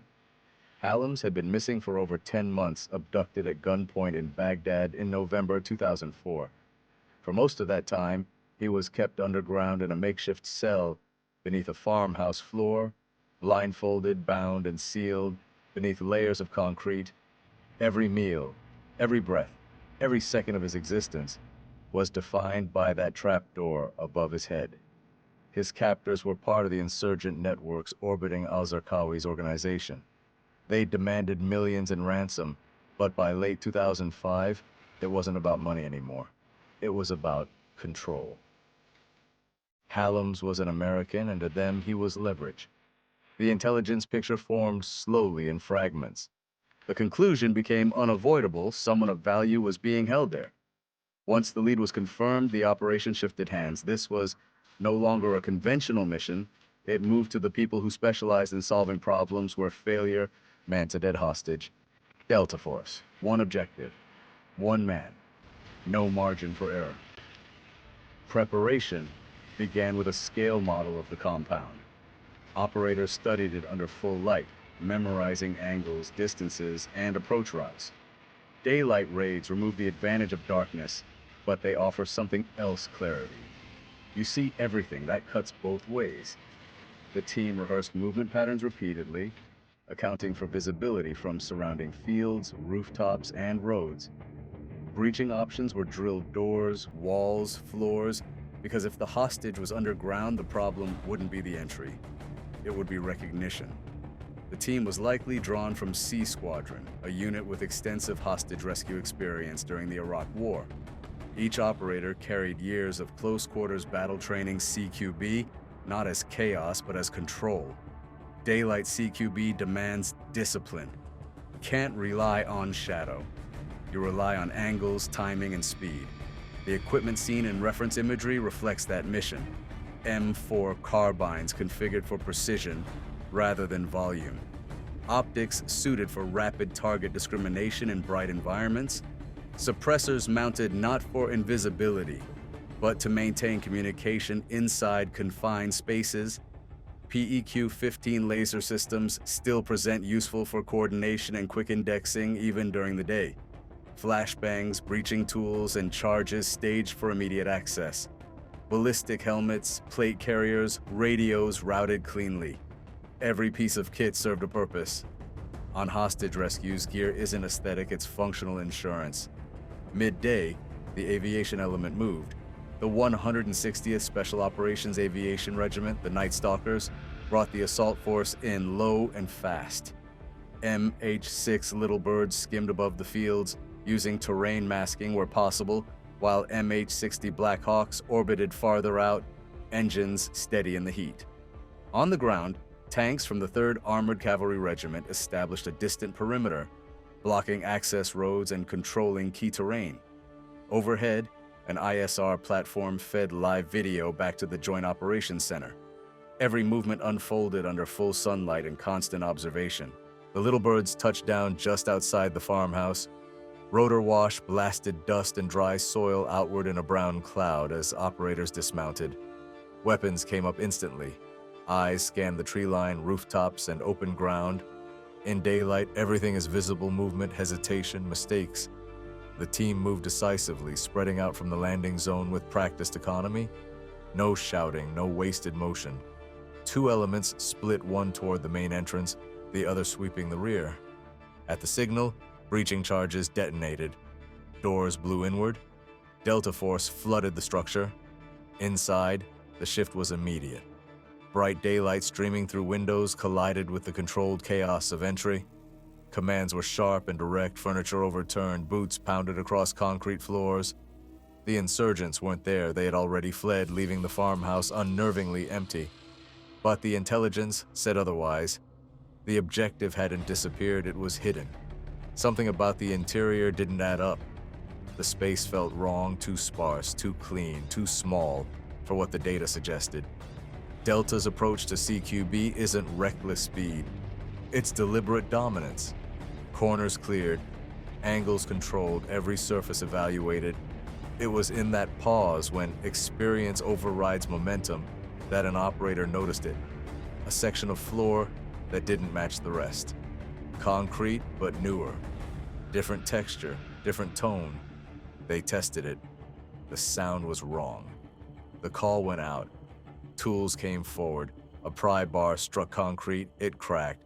Beneath it was a wooden hatch, sealed and concealed. The team forced it open. Below them, in a space barely large enough to sit upright, was Roy Hallums. He was blindfolded, malnourished, disoriented, chained inside a cell hidden under the floor for nearly a year. Hallums later said the first thing he noticed was the vibration above him. Then footsteps. Then the sound of the hatch breaking open. A voice cut through the noise. "Are you Roy?" When he answered, another voice followed, steady, unmistakable. "We're Americans. You're safe now." Over the radio, one word went out to command: jackpot. In JSOC language, that meant the mission had succeeded. The hostage was alive. The team moved instantly. Restraints were cut. Medics stepped in, checking vitals, stabilizing him in the open air for the first time in 311 days. Another Iraqi captive held in the same cell was brought up as well. While part of the team focused on extraction, others transitioned to sensitive site exploitation, photographing documents, seizing electronics, collecting anything that could identify the network responsible. Even in success, the mission wasn't over. Intelligence mattered. Minutes later, the helicopters returned. The little birds settled briefly, engines roaring in the midday heat. Hallums was loaded aboard. The team lifted off and cleared the area before any hostile response could materialize. From a distance, it looked almost ordinary aircraft landing, dust rising, then nothing. But on the ground, the broken hatch told the real story. Hallums was flown to a secure location for medical evaluation. He was weak, dehydrated, but alive. For 10 months, he had lived in silence, beneath concrete, unsure if anyone knew where he was or if anyone was coming. That afternoon, the men trained for that exact moment found him. Daylight footage of the operation, clear, unforgiving, shows how precise these missions are. Operators moving in tight formations, weapons controlled, communication minimal, breaches fast and decisive. CQB in daylight removes the drama of darkness, but exposes every mistake. That's why discipline matters more than speed. In hostage rescue, 1 second of poor judgment is irreversible. The equipment tells the same story. Chest rigs heavy with magazines and tools, not excess, but preparation. Helmet-mounted optics ready even in bright light. Suppressors to keep commands audible indoors. Flashbangs used sparingly. Everything built around control. By evening, the operation was complete. Hallums was safe. The farmhouse was secured. Intelligence teams moved in. The Pentagon confirmed the rescue later that day. Most details remained classified. Only the outcome was released. An American hostage missing for nearly a year, recovered alive. It's easy to romanticize missions like this, but they are built on uncertainty, false leads, and patience. When the right moment arrives, everything must align: intelligence, aviation, assault, judgment. That alignment is rare. The rescue of Roy Hallums stands as one of those moments. Intelligence found the location, aviation delivered the force, operators recognized what was hidden. And because of that precision, a man buried under concrete walked back into the light. But missions like this define their purpose, not spectacle, not headlines, but solving the problems no one else can. In the end, it wasn't just a rescue. When the helicopters lifted away from the farmhouse south of Baghdad and banked across the sunlit fields, the rescue of Roy Hallums was already complete in tactical terms, but the story itself was far from over. Isn't about the breach or the gunman or the gear. It's about what came after. The human cost, the intelligence ripple effects, and what this operation revealed about how modern hostage rescue actually works behind the scenes. For Hallums, the first hours after extraction were disorienting. After nearly a year underground, his body and mind were locked in survival mode. He was flown to a secure U.S. military facility under the bright glare of midday, where medics immediately began treating dehydration, malnutrition, and muscle atrophy. He had spent months in near total darkness, often blindfolded with minimal movement. Simply standing upright again was painful. Even the light itself was overwhelming his eyes, forced to adjust to an environment he hadn't experienced in almost a year. But mentally, he was alert, asking questions, trying to understand how he had been found at all. That question mattered because hostage rescues like this almost never hinge on a single moment. They are the result of months of attrition. Deltaforce did not kick down the door randomly. The raid was the final act in a long intelligence campaign that slowly stripped away the secrecy protecting Hallum's captors. In the hours after the extraction, the airspace and roads around the objective were still locked down. Under full daylight, what had been a quiet farmhouse in a patchwork of farmland now looked like a torn-open crime scene. Tracks in the dirt, scuffed boot prints, a breached doorway hanging crooked on its hinges.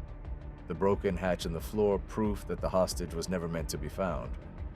With the area secured, follow-on elements moved in. Intelligence specialists, investigators, and support personnel who turned the site into a collection point for answers. Because the rescue wasn't only about recovering Hallums, it was also about collapsing the network that built the prison. What Delta recovered during sensitive site exploitation, SSE, mattered almost as much as the hostage. Phones, documents, handwritten notes, and contact lists were gathered and bagged in the open light. Under daylight conditions, that work becomes more deliberate and thorough. Teams can photograph details clearly, map the site precisely, and catalog every object without relying on infrared illumination or the limited visibility of night optics. Small things that might vanish in darkness, paper scraps, markings, fresh concrete patches, partial footprints, stand out. The materials collected tied the location to a broader insurgent ecosystem operating across the triangle of death. Names led to numbers, numbers led to contacts, contacts led to safe houses, supply routes, and facilitators, the people who provided food, money, and concealment. That information fed back into the JSOC targeting cycle quickly, because that cycle never sleeps. A successful rescue doesn't close the book, it flips the page. In the days that followed, intelligence teams pushed the investigation outward. Analysts cross-referenced what was taken from the farmhouse with existing files and detainee reporting. Patterns were compared. Networks were mapped. Within weeks, follow-on operations rolled through the area. Some individuals were captured. Others fled. Some were low-level guards who had watched the cell. Others were logisticians, the invisible spine of insurgent infrastructure. The rescue didn't just save one life, it pressured an entire node in the insurgent system.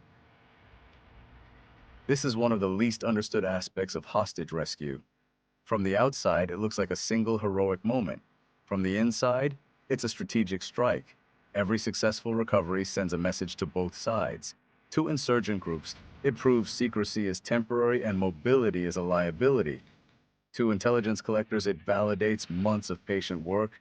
And to special operations units like Deltaforce, it reinforces the doctrine they live by. Intelligence drives operations, not the other way around. For Delta, the Hallums rescue was not an anomaly, it was their core mission executed under extreme conditions. Hostage rescue is the unit's most demanding task. It requires mastery of close-quarters battle, discipline under pressure, and the ability to make life-or-death decisions in seconds. But it also requires restraint. The priority is not destruction, it's preservation. That restraint is easier to appreciate in daylight. Day raids expose everything. They remove the cover of darkness, but they reveal details clearly. Where a hostage could be kept, what a captor might have built, what the building is trying to hide. In this case, Delta operators didn't level the compound. They didn't treat the farmhouse like an enemy bunker. They cleared it, controlled it, and then questioned it. They adapted to what the site felt like: too quiet, too empty, too wrong, and that instinct saved Hallums. The discovery of the trapdoor has become one of the most talked about aspects of the mission because it highlights something that separates elite units from conventional forces: situational awareness under stress. In most raids, once a building is cleared and no hostile contacts are found, the mission ends. But Delta operators are trained to distrust a target that feels too clean. A lack of resistance can be the warning sign, not the relief. In daylight, that kind of inconsistency becomes even clearer. Concrete patches look newer, dust patterns don't match, furniture placement seems deliberate. A floor section reflects light differently. A seam appears where no seam should exist. Those are small cues, but in hostage rescue, small cues are everything. From a technical standpoint, the mission also shows the blend of modern technology and human judgment. Drones and ISR platforms helped identify and monitor the area. Signals intelligence helped narrow possibilities. But in the end, no sensor confirmed the hostage beneath the floor. That final leap was made by operators inside the structure, trained eyes reading subtle contradictions in real time. Technology got them to the right place. Human judgment finished the job. For Hallums, the hours after rescue were a crash back into reality. He had lived in silence for 311 days. His world had been concrete inches above his face, darkness, minimal sound, and the routine of survival.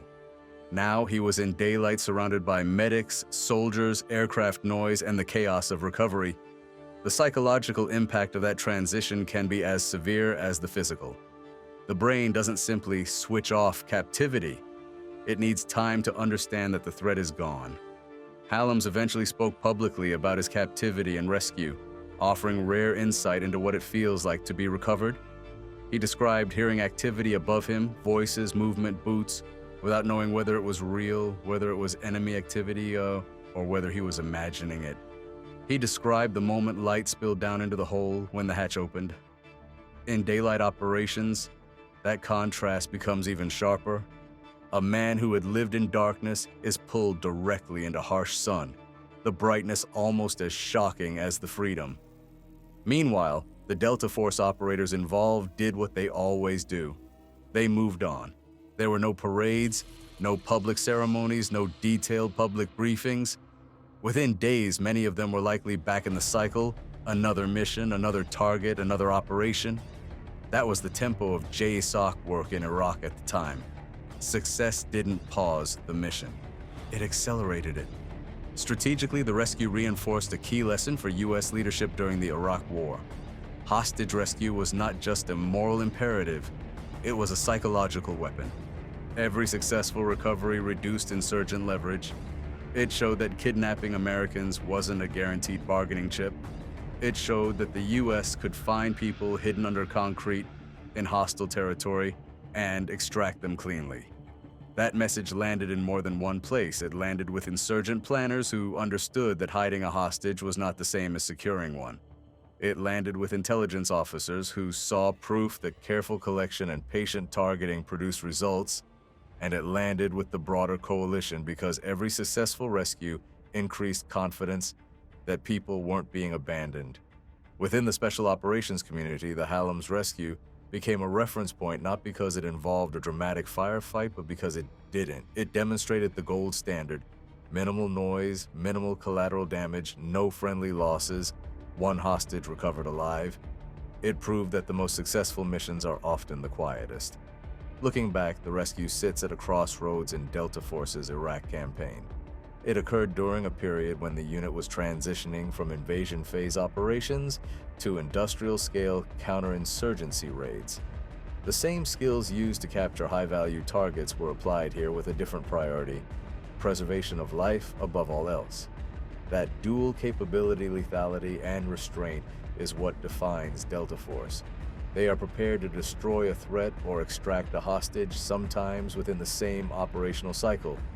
The difference is not their tools, it's their judgment. For Hallums, the rescue marked the end of a nightmare. For Delta, it was another mission completed, one that quietly shaped confidence, training emphasis, and the understanding that the hardest rescues are not the ones with the loudest explosions. They are the ones where the hostage is hidden, the timeline is unforgiving, and the only way to win is to notice what other people would walk past. In wars filled with chaos, noise, and destruction, the rescue of Roy Hallums stands out for what it didn't require. Massive destruction, public spectacle, or a drawn-out fight. It was daylight, open air, and precision, an operation that ended with a trap door ripped open and a man pulled into the sun. No warning, no announcement, just a door opened this time in full daylight and a man brought home. By the time Saddam Hussein disappeared in April 2003, the United States had already won the invasion phase of the Iraq War. Baghdad had fallen, the Iraqi army had collapsed, and the regime's visible symbols of power were gone. What remained was uncertainty. Saddam was still alive, still at large, and still capable of shaping events from the shadows. As long as he was free, he represented legitimacy for resistance, a rallying symbol for insurgents, and a potential trigger for long-term instability. Finding him was no longer a political objective, it was a strategic necessity. Saddam Hussein and his sons must leave Iraq within 48 hours. Their refusal to do so will result in military conflict, commenced at a time of our choosing. This task did not fall to conventional forces. Large formations could control terrain, but they could not hunt an individual embedded within a loyal tribal network. Instead, responsibility shifted to Joint Special Operations Command, and within it, to America's most specialized manhunting elements. At the center of this effort was Deltaforce, supported by intelligence agencies, analysts, interrogators, and conventional units tasked with outer security. This was not a road-driven mission, it was a systems problem. Deltaforce's role inside JSOC is often misunderstood. While the unit is famous for hostage rescue and direct action raids, its deeper value lies in manhunting, finding, fixing, and finishing individuals who do not want to be found. This capability is not built around speed or firepower alone. It is built around intelligence exploitation, restraint, patience, and pressure. After Saddam vanished, early efforts relied heavily on technical intelligence. Satellites, intercepted communications, and surveillance aircraft searched for electronic signatures. These efforts failed almost immediately. Saddam did not use phones, radios, or modern communications. He relied on couriers, handwritten notes, and face-to-face contact. His security model was deliberately low-tech, rooted in tribal loyalty and personal relationships. This forced a shift. The hunt for Saddam became a human intelligence problem. That meant people, drivers, cooks, bodyguards, relatives, and tribal intermediaries. Instead of looking for Saddam himself, Deltaforce and its intelligence partners began dismantling the network around him. Every person who had ever touched Saddam's world became a potential entry point. This approach required discipline. Killing sources would end the trail. Raiding indiscriminately would warn the network. The goal was not to dominate space, but to apply selective pressure in a way that forced mistakes. JSOC organized this effort into a task force that combined Deltaforce assault elements with intelligence specialists from the Defense Intelligence Agency, CIA, and Army human teams. Analysts mapped Saddam's inner circle using captured documents and detainee interviews. Patterns emerged slowly. Saddam's movements were rare, but predictable. He stayed within a familiar geographic area near Tikrit. He rotated between a small number of trusted families. He avoided cities and preferred rural safe havens. Deltaforce operations during this period were deliberately quiet. Raids focused on capturing individuals alive whenever possible. Interrogations were conducted rapidly, often within hours of capture. The emphasis was on relationship mapping rather than coercion. Who did the detainee know? Who did they trust? Who brought food? Who carried messages? This was methodical work, not dramatic combat. A key principle guided the manhunt: pressure without collapse. Apply too little pressure and the network remains intact. Apply too much and it fractures, driving Saddam deeper underground or provoking loyalty-driven silence. Deltaforce commanders understood this balance. Raids were spaced deliberately. Targets were chosen carefully. The goal was to create unease, not panic. Over time, cracks appeared. Money became a vulnerability. Saddam's network relied on cash couriers to distribute funds. These couriers had patterns routes, timings, trusted contacts. Deltaforce began targeting them. Each capture provided more information. Serial numbers on US dollars began appearing repeatedly. Locations overlapped. The picture grew clearer. Another weakness was familiarity. Saddam trusted only a small circle of individuals, many of whom had known him for decades. That loyalty became a liability. As pressure increased, those individuals became isolated, exhausted, and afraid. Small mistakes accumulated. A visit lasted too long. A courier traveled too frequently. A vehicle returned to the same location twice. Deltaforce exploited these mistakes without rushing. What distinguished this manhunt from earlier efforts was integration. Intelligence was not passed down as static reports. It flowed continuously between analysts and operators. Deltaforce assault elements understood why a target mattered, not just where he was. Intelligence officers understood how raids were executed and adjusted recommendations accordingly. Conventional forces played a supporting but crucial role. Units like the 4th Infantry Division controlled outer security, cordoned large areas, and provided the visible military presence that masked special operations activity. This allowed Deltaforce to move without drawing attention. The manhunt remained hidden inside a much larger military footprint.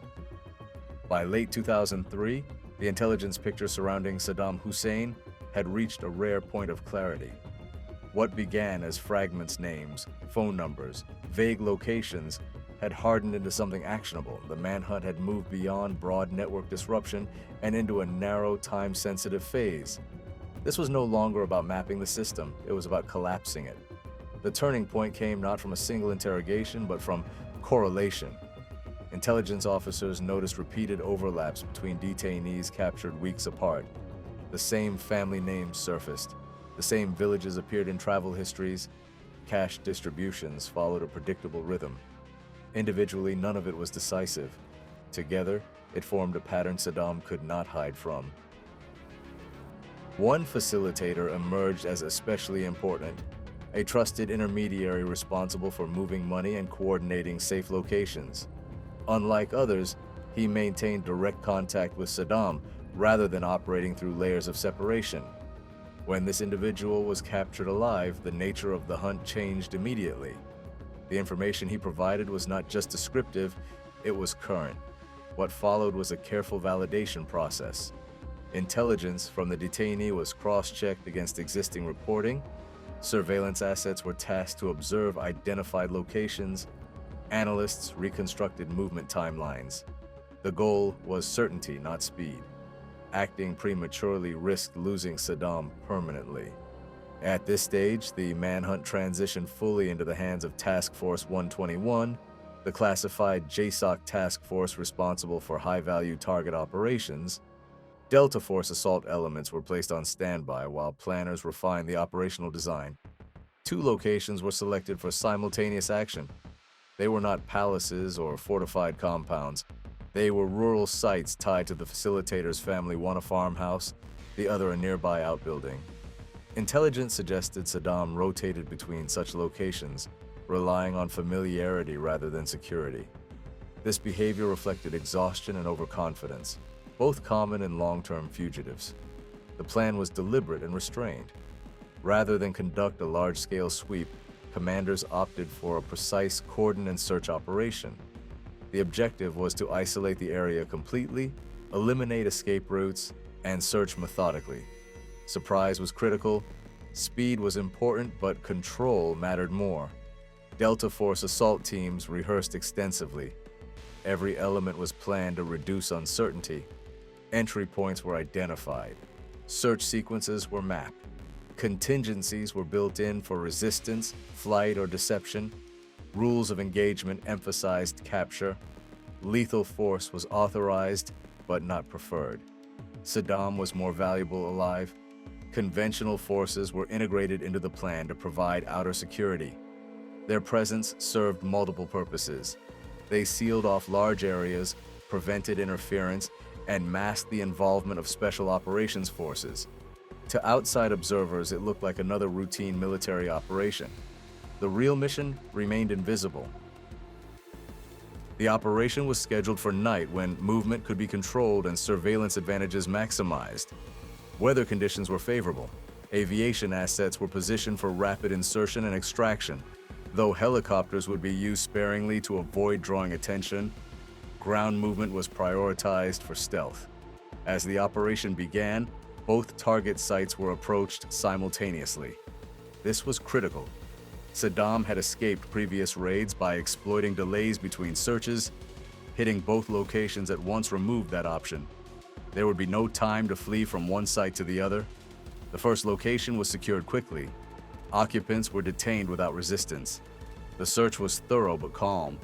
No shortcuts were taken. Every room, every outbuilding, every hiding space was examined. This was not a dynamic assault, it was a controlled search, executed by operators trained to detect anomalies others would miss. The second site appeared unremarkable at first.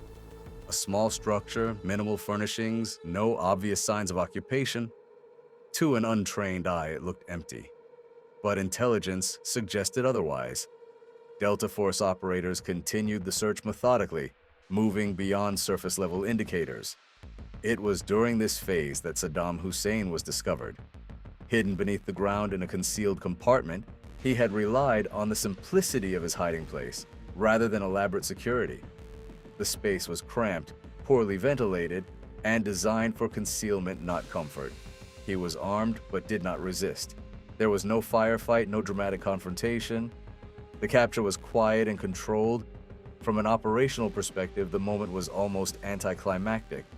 Months of intelligence work culminated in a few minutes of action. The discipline of the manhunt paid off precisely because the final step was understated.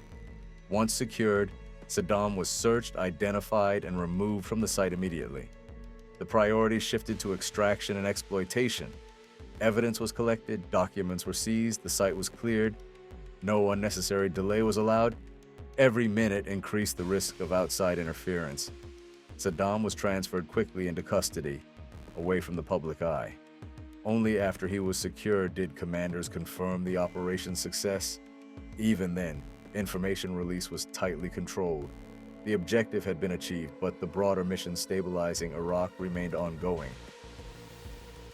From a tactical standpoint, Operation Red Dawn demonstrated the effectiveness of intelligence-driven targeting over brute force. There was no prolonged engagement, no escalation, no collateral damage. The operation succeeded because the groundwork had already been laid. For Deltaforce, the capture was not viewed as a singular achievement. It was the expected outcome of a process executed correctly. Operators returned to routine shortly after. There was no pause in operations. Other targets still existed, other networks remained active. For JSOC, Red Dawn validated years of doctrinal development. The integration of human, patient pressure, and precise action had worked exactly as intended. This approach would become the blueprint for future manhunts, including those against al-Qaeda and later ISIS leadership. The capture of Saddam Hussein did not end the insurgency, but it removed a powerful symbol. More importantly, it proved that even the most protected individuals could be found through disciplined intelligence exploitation. No bunker, no loyalty network, no level of paranoia was sufficient if pressure was applied intelligently and consistently. Operation Red Dawn was not a triumph of technology. It was a triumph of method. The final phase of the manhunt was quiet because everything before it had been loud in the right ways, relentless pressure, constant disruption, and no escape from scrutiny. Saddam Hussein was not hunted down in a dramatic chase. He was cornered by his own shrinking world. What followed would be equally important, understanding what the capture meant, what it did not change, and how its lessons shaped future operations. The capture of Saddam Hussein was one of the most symbolically powerful moments of the Iraq War, but its real significance lay not in what it ended, but in what it revealed. For the first time in modern conflict, a former head of state had been located and captured through a sustained, intelligence-driven manhunt conducted almost entirely in the shadows. The operation itself was brief. The consequences were long-lasting. Immediately after his capture, Saddam was isolated and transferred into U.S. custody. The process was deliberately controlled. Medical examinations were conducted, identity was confirmed, personal effects were cataloged. Every step was documented to ensure legal clarity and prevent ambiguity. This was not simply the detention of a battlefield target. It was the custody of a former sovereign leader, and every decision carried political weight. Interrogation responsibilities were transferred to specialists trained for strategic debriefing. Unlike tactical questioning aimed at locating immediate threats, Saddam's interrogation focused on broader intelligence questions, regime structures, weapons programs, financial networks, and relationships with regional actors. What emerged surprised many analysts. Saddam retained influence, but his operational control had already eroded.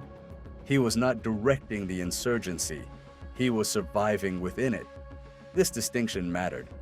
Saddam's capture removed a symbolic figure, but it did not dismantle the insurgency's operational leadership. Violence did not stop. In some areas, it increased. The myth that capturing a single individual could end the conflict was exposed as flawed. Networks, not personalities, sustained the war. For JSOC and Deltaforce, this outcome was not unexpected. The manhunt had never been framed internally as a war-ending event. It was a strategic disruption, not a decisive conclusion. Saddam's removal eliminated a potential unifying symbol and prevented his exploitation by insurgent propaganda, but it did not erase the conditions that fueled violence. The real impact of Operation Red Dawn was doctrinal. The operation validated a method that would become central to modern special operations. Long-term pressure applied through intelligence exploitation, followed by precise, controlled action. This was not a raid-centric model. It was a system. Every element, interrogation, analysis, surveillance, capture, fed into the next. Red Dawn demonstrated that this system could locate even the most protected individuals if applied patiently and without compromise. This lesson reshaped future manhunts. In the years that followed, the same principles were used against Abu Musab al-Zarqawi, ISIS leadership, and eventually Osama bin Laden. While each target presented unique challenges, the core methodology remained consistent. Build the network map. Identify the pressure points. Apply force selectively. Exploit relentlessly. Act decisively when certainty is achieved. Red Dawn also influenced how intelligence and operations were integrated institutionally. Intelligence officers and operators worked more closely than ever before. Information was no longer handed off as static reports. It was shared continuously, refined in real time, and validated through action. This integration reduced delays and increased accuracy, fundamentally changing how JSOC conducted counterterrorism missions. Another key lesson was restraint. Despite overwhelming force available, the operation was executed with precision and minimal violence. There was no need for escalation because intelligence had done its work. This reinforced the idea that effective manhunting is not about overwhelming firepower, but about control of time, space, and information. For Deltaforce operators involved, the capture of Saddam was operationally significant but emotionally muted. There was no sense of closure, no pause in mission tempo. The manhunt ended, but the work continued. Other targets remained active. Other networks required attention. In the culture of special operations, success is measured by continuity, not celebration. From a strategic perspective, Red Dawn exposed a limitation of counterinsurgency narratives. Removing a leader does not automatically stabilize a country. It can create opportunity, but only if broader conditions are addressed. Saddam's capture created political space, but it did not resolve sectarian tensions, economic instability, or foreign influence. those challenges persisted. Yet Red Dawn's influence extended beyond Iraq. International militaries studied the operation closely. The emphasis on Humant, the patience of the hunt, and the disciplined execution became reference points. The idea that modern warfare could be shaped through persistent intelligence pressure gained traction. This shift influenced not only counterterrorism, but also counterproliferation and great power competition strategies. The operation also demonstrated the limits of technology.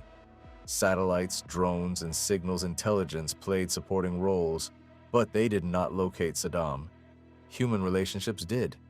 Trust, loyalty, fear, and fatigue were the variables that mattered most.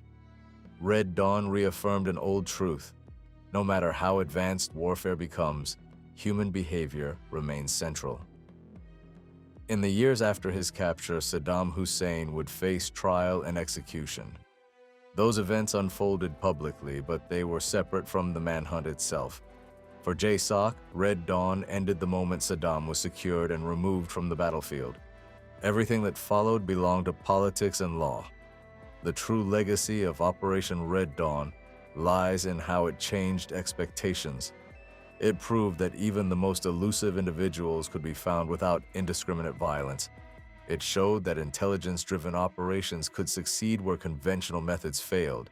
And it demonstrated that patience, discipline, and integration are often more powerful than speed and force. Today, Red Dawn is remembered for the image of a captured dictator emerging from hiding. But that image obscures the reality. The operation was not about a hole in the ground. It was about months of pressure, analysis, and restraint. The final moment was quiet because the real work had already been done. In modern special operations, that lesson endures. The most important battles are often fought long before a shot is fired. The decisive actions happen when the enemy believes they are safe. And victory, more often than not, is achieved not through spectacle, but through systems that work exactly as designed. Operation Red Dawn was one of those systems executed to completion. On the night of October 19, 2001, barely 6 weeks after the 9/11 attacks, a covert task force launched one of the most audacious raids in U.S. Special Operations history. Mission codename: Objective Gecko, a nighttime helicopter assault on a suspected Taliban sanctuary hidden in the hills overlooking Kandahar. Its purpose: find, kill, or capture Mullah Muhammad Omar, the reclusive spiritual leader of the Taliban, rumored to be spending the summer in this remote compound. It would also send a message that nobody, not even Taliban command, was out of reach. This mission fell under the covert JSOC umbrella, known as Task Force Sword, or later Task Force 11, led by Major General Del Daly. Sword comprised Deltaforce operators, Ranger units drawn from the 75th Ranger Regiment, Elite SEAL Team 6 liaison, CIA assets, and support elements like the Intelligence Support Activity, ISA, British SAS, and Embedded Combat Controllers. Aviation came from the 160th Special Operations Aviation Regiment, 32nd SOAR, the famed Night Stalkers, flying MH-47E Chinooks, and MH-60 Direct Action Penetrators, DAPs, equipped with heavy weapons and surveillance pods. Task Force Sword operated alongside Task Force Rhino, built entirely around the 3rd Battalion, 75th Ranger Regiment, commanded by Colonel Joseph Votel and Lieutenant Colonel Stefan Banach. Their role was to parachute onto Objective Rhino, a desert airstrip 100 miles southwest of Kandahar, to set up a forward arming and refueling point, FARP. This allowed helicopters to refuel en route to Gecko, nearly doubling operational reach. Intelligence had tracked Mullah Omar in Kandahar's summer retreat, a compound perched on hills, heavily fortified and out of reach for conventional forces. JSOC planners believed that a surprise raid would destabilize Taliban morale, even if it failed to capture Omar himself. CIA and Northern Alliance reporting suggested significant enemy presence, possibly including machine guns, RPGs, and even Soviet-era anti-aircraft guns, all threats to aircraft insertion. Quick pause before we continue. If you're enjoying the video so far and want to support the channel, consider becoming a member. You'll get some awesome perks like exclusive content, early access to videos, and more. Just hit the join button below or check the description, and Special Ops 6 is now live. If you're into elite gear, field-ready morale patches, and real operator culture, this is for you. Tap the link in the description or head to the channel and click the store link.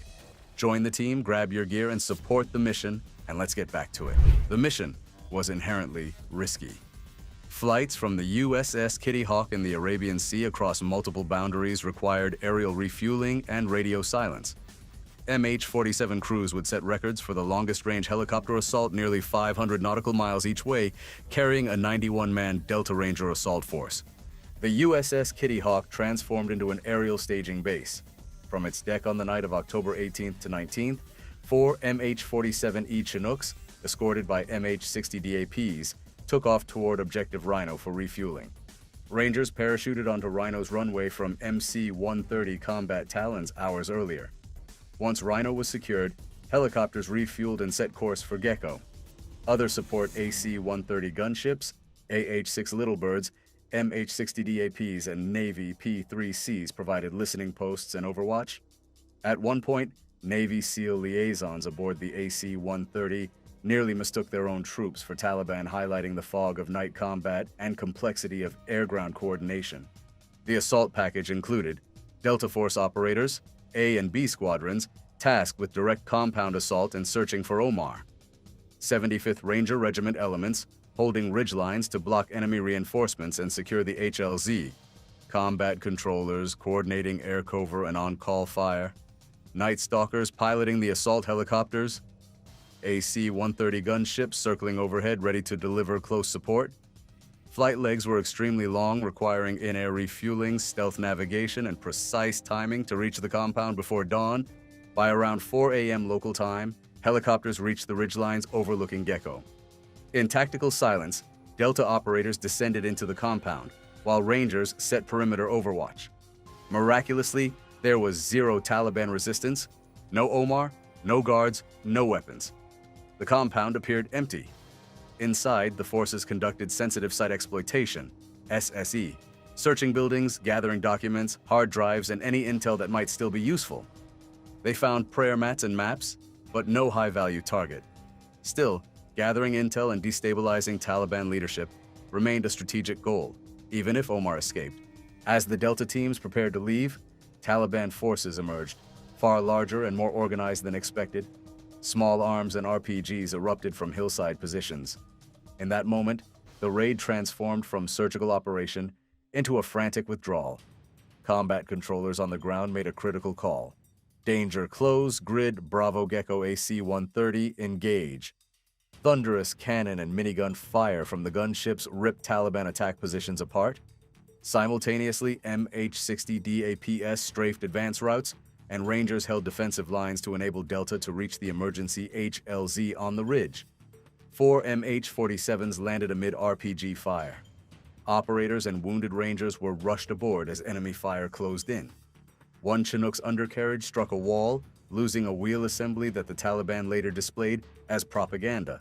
The extraction concluded without U.S. fatalities, yet 12 operators were wounded, some severely. Enemy losses around 30 Taliban fighters killed. Based on ISR and after-action reports, a Black Hawk crash during landing at Objective Rhino killed 2 Rangers and injured others, reminding everyone that danger didn't end on the battlefield. Objective Gecko highlighted key truths. Intelligence is fluid. Trusted sources failed to confirm Omar's presence. Terrain favors defenders. Ridgelines gave Taliban a height advantage that forced costly air support. Integrated firepower saves lives. The AC-130 and DAPs prevented a potential massacre. Psychological impact matters. Even an empty residence raid sends a message of reach and resolve. JSOC officers later debated mission risk versus media optics, leveraging the operation as a global signal that the United States could strike anywhere, anytime. The mission had gone quiet. The Deltaforce squadrons moved through Mullah Omar's summer compound with precision. The target site was larger than expected, a multi-structure compound with walled courtyards and multiple buildings that could hide personnel, weapons, or critical intelligence. But the man they were after, the spiritual and political leader of the Taliban, was not there. The compound had been abandoned in haste. Documents, communications gear, weapons, and supplies were left behind. Delta operators quickly shifted into exploitation mode, collecting everything that could be of value to the intelligence community. The search was systematic. Hard drives, paper files, maps, religious texts, and communications logs were seized. Even prayer mats and cooking utensils were cataloged. They knew that even small details might offer clues about Omar's movements or the structure of the Taliban leadership. But then everything changed. As the operators prepared for extraction, lookouts posted in overwatch positions spotted movement. A force of armed fighters was advancing toward the compound Taliban troops, likely drawn by the noise of rotor blades and gunfire from the initial insertion. It wasn't a probing attack. This was a deliberate move to engage. The Taliban fighters opened fire with AK pattern rifles and RPGs, using the terrain to their advantage. The compound, nestled in the rocky hills above Kandahar, offered limited cover on its perimeter. The American force responded immediately. Delta operators moved to key firing positions and returned fire with precision, using suppressed rifles, M249s, and grenades. Rangers from the 3rd Battalion, who had been securing the landing zone and acting as a blocking force, shifted positions to support the main element. The volume of fire increased rapidly. Enemy RPGs began striking walls. Dirt and concrete exploded around the Americans as they fought to hold their position. Attached to the task force was a U.S. Air Force combat controller. His role became critical. Calm under pressure, he began directing the orbiting air assets already on station. Above them circled AC-130 Spectre gunships and MH-60 LDAP direct-action penetrator Blackhawks, armed with miniguns, rockets, and 30mm cannons. The combat controller relayed precise coordinates, identifying enemy clusters in the hills and tree lines. Within seconds, 105mm howitzer rounds and 40mm Bofors cannon fire from the Spectre began hitting enemy positions. The roar of the DAP's miniguns tore through the night. The enemy assault stalled under the sheer volume and precision of American firepower. Despite the heavy support, the fight on the ground remained intense. Over a dozen Delta operators were wounded, some severely. Still, none were killed. The team worked in tandem, moving the wounded, distributing ammo, and coordinating withdrawal. Once airborne, medics tended to the wounded. Back aboard the ship, triage stations were already in place. The toll was significant. 12 wounded, most from Delta, but no one had been killed. Over 30 Taliban fighters had been confirmed killed during the engagement, and the compound had been fully exploited for intelligence. What began as a surgical raid turned into a full-scale firefight. The operators had adapted, fought, and survived. The mission was not a failure. It was a warning, both to the Taliban and to those watching from afar. Even in the mountains above Kandahar, even in the heart of Taliban territory, America's elite could reach out and strike. The sound of the rotors faded into the distance. The emergency exfiltration from the hills above Kandahar had been successful. No Americans were killed, but 12 elite Deltaforce operators had been wounded. Some were patched up aboard the Kitty Hawk, others were flown out for higher-level care. In the mission's wake, Objective Gecko became more than just a target. It was the first true test of American special operations on Afghan soil during the global war on terror. This was the first combat mission by Deltaforce in Afghanistan since 9/11. Its purpose was clear: eliminate or capture Mullah Muhammad Omar, founder and supreme leader of the Taliban. Coalition intelligence, based on intercepted chatter and human sources, suggested Omar was at his summer compound, an elevated walled estate that offered both strategic view and isolation. But he was gone. Whether he had fled hours before or never been there at all remains uncertain, but what followed revealed much about the evolving face of warfare in 2001. The assault was led by Delta Force, officially known as 1st Special Forces Operational Detachment, Delta 1st SFODD, drawn from one of its squadrons. Delta operators are America's Tier 1 counterterrorism unit, trained for surgical raids, hostage rescues, and HVT high-value, target kill capture missions, but they never work alone. Task Force Sword was the code name for the joint task force established under GSOC Joint Special Operations Command, specifically to begin high-risk, high-priority operations in Afghanistan. Alongside Delta were 75th Ranger Regiment elements tasked with site security, perimeter control, and fire support. The 160th SOAR Night Stalkers flew the insertion and extraction birds 4 MH-47E Chinooks and overhead MH-60L DAPs, crewed by pilots who had trained for years for exactly this type of mission. Perhaps most crucial, embedded within the team was a USAF combat controller and a JTAC Joint Terminal Attack Controller trained to coordinate aircraft, deliver close air support, and control the aerial battlefield. Without him, the mission likely would have ended with far greater American casualties. Task Force Sword represented the bleeding edge of American special operations, but Gecko reminded everyone that the enemy was not static or untrained. The Taliban response surprised many. Rather than scatter or surrender, a company-sized Taliban force responded aggressively. They maneuvered through the hills, engaged from multiple angles, and used RPGs to pin down the American units. Though they lacked air support or night vision, they had one advantage: terrain familiarity. American planners had assumed minimal resistance. The compound was seen as a symbolic and strategic target. Instead, the U.S. found itself in a prolonged firefight requiring precision-guided airstrikes from AC-130 Spectres to break contact and allow safe withdrawal. The implications were immediate. This wasn't going to be a war of surgical raids alone. It would be messy, loud, violent. Enemy units were willing to engage elite forces directly. That meant that JSOC needed to adapt fast. Objective Gecko forced a recalibration. Rules of engagement were refined. Target vetting became more critical. And above all, the importance of ISR, intelligence, surveillance, reconnaissance, and Overwatch firepower, particularly air support, was permanently cemented into future mission planning. Though it failed to capture or kill Mullah Omar, Gecko was not a wasted effort. It yielded intelligence, it revealed gaps in assumptions, and it demonstrated America's willingness to deploy elite units deep into enemy territory on day one. For Deltaforce, the operation reaffirmed what they had always trained for: flexibility under fire, rapid adaptation, and teamwork under stress. For the Rangers, it was proof that even in a supporting role, they would be exposed to direct combat and expected to perform at the highest level. In the months that followed, Delta operators would participate in dozens of missions across Afghanistan, many of them even more daring than Gecko. But that night in October set the tone. No compound was too deep, no leader too distant, nowhere was safe. Objective Gecko is often overshadowed by later, more public missions, Tora Bora, Anaconda, the killing of bin Laden. But among special operations professionals, Gecko holds a unique place. It was the first the moment the gloves came off. There was no waiting, no soft entry. America went straight for the head of the Taliban regime.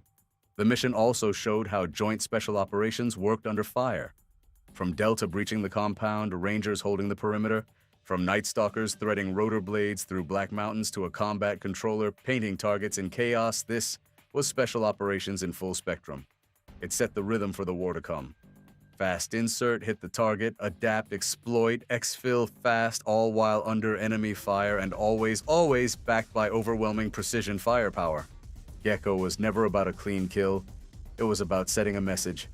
If you're on the list, we're coming, and we're not knocking. 12 wounded Deltaforce operators returned from Kandahar with scars, but also with answers.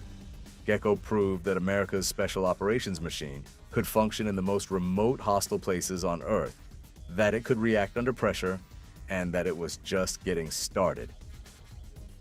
By dawn on October 20th, 2001, the war had changed. Delta had been blooded.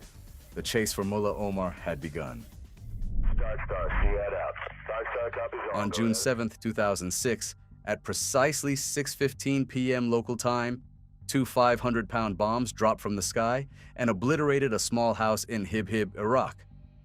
Inside that house was Abu Musab al-Zarqawi, the leader of al-Qaeda in Iraq and the most hunted man in the country.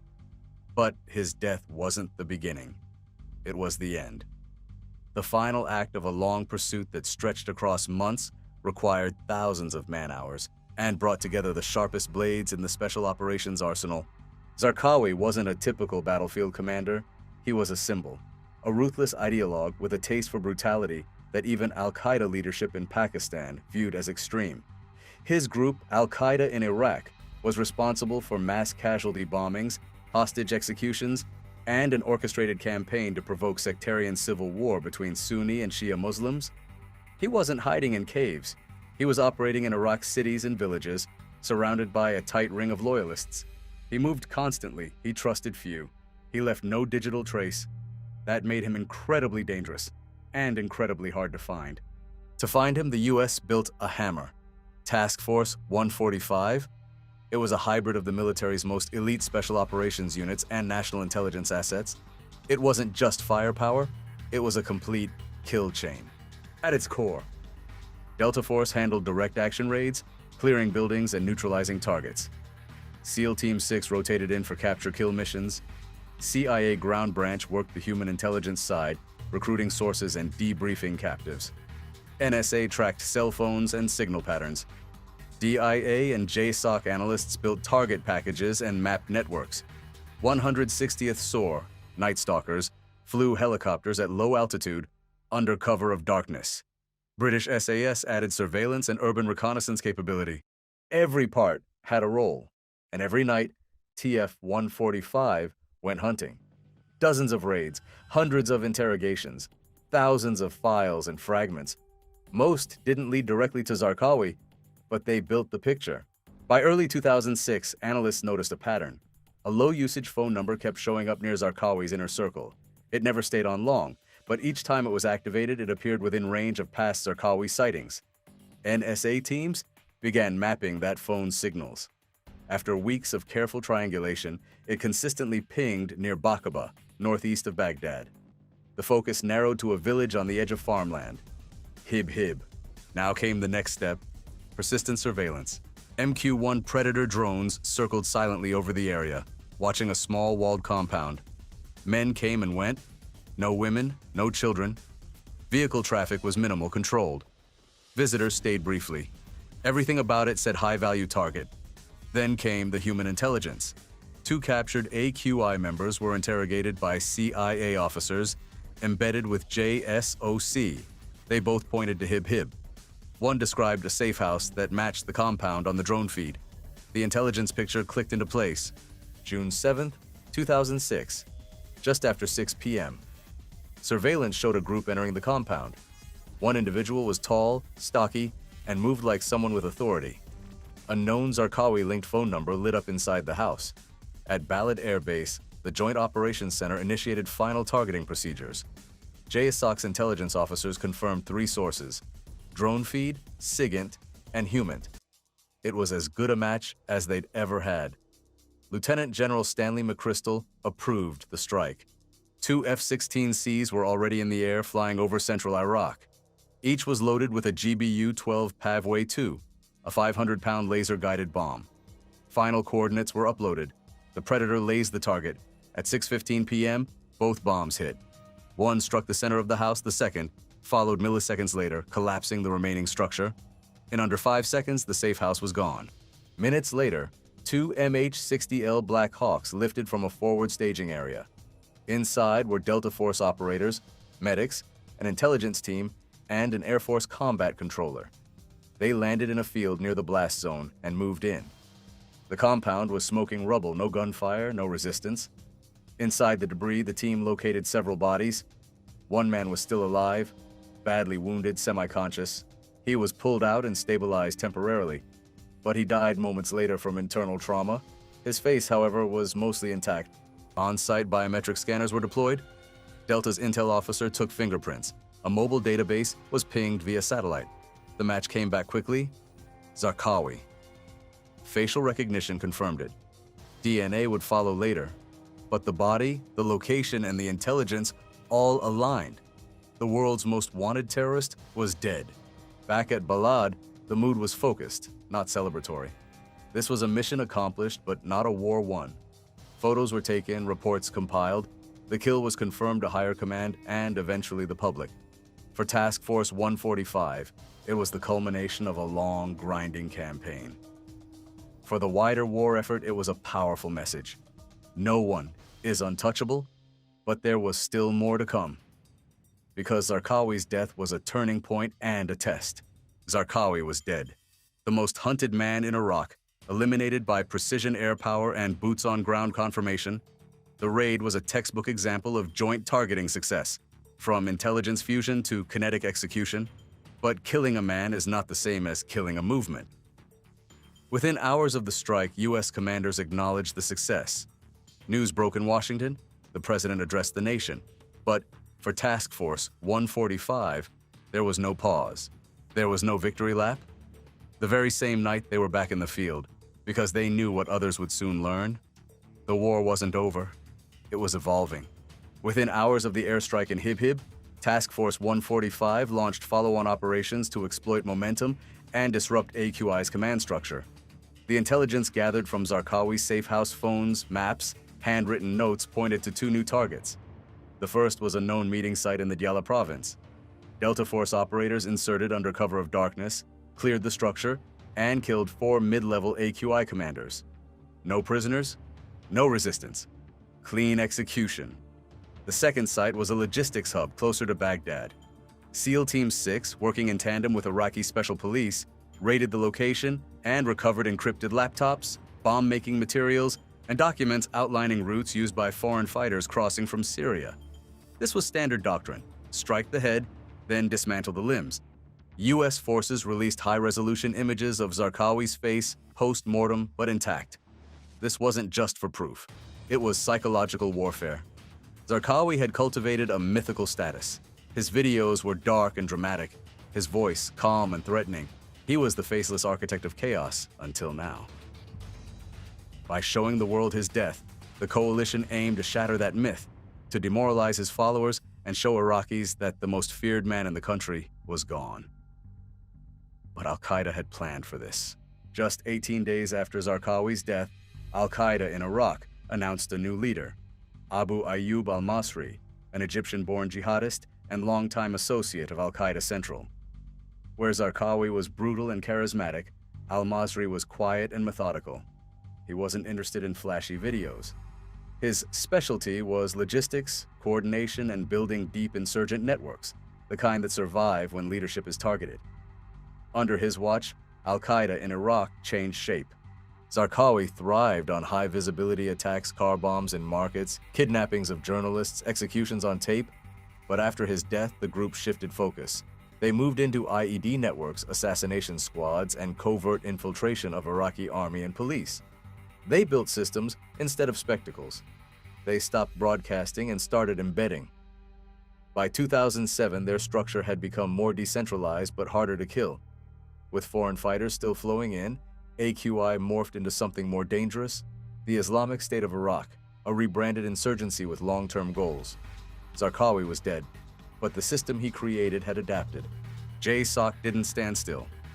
With the momentum of Zarqawi's death, Task Force 145 was renamed Task Force 88 and surged its operational tempo. Intel cycles shortened. Raids became more frequent. The concept was now fully in motion.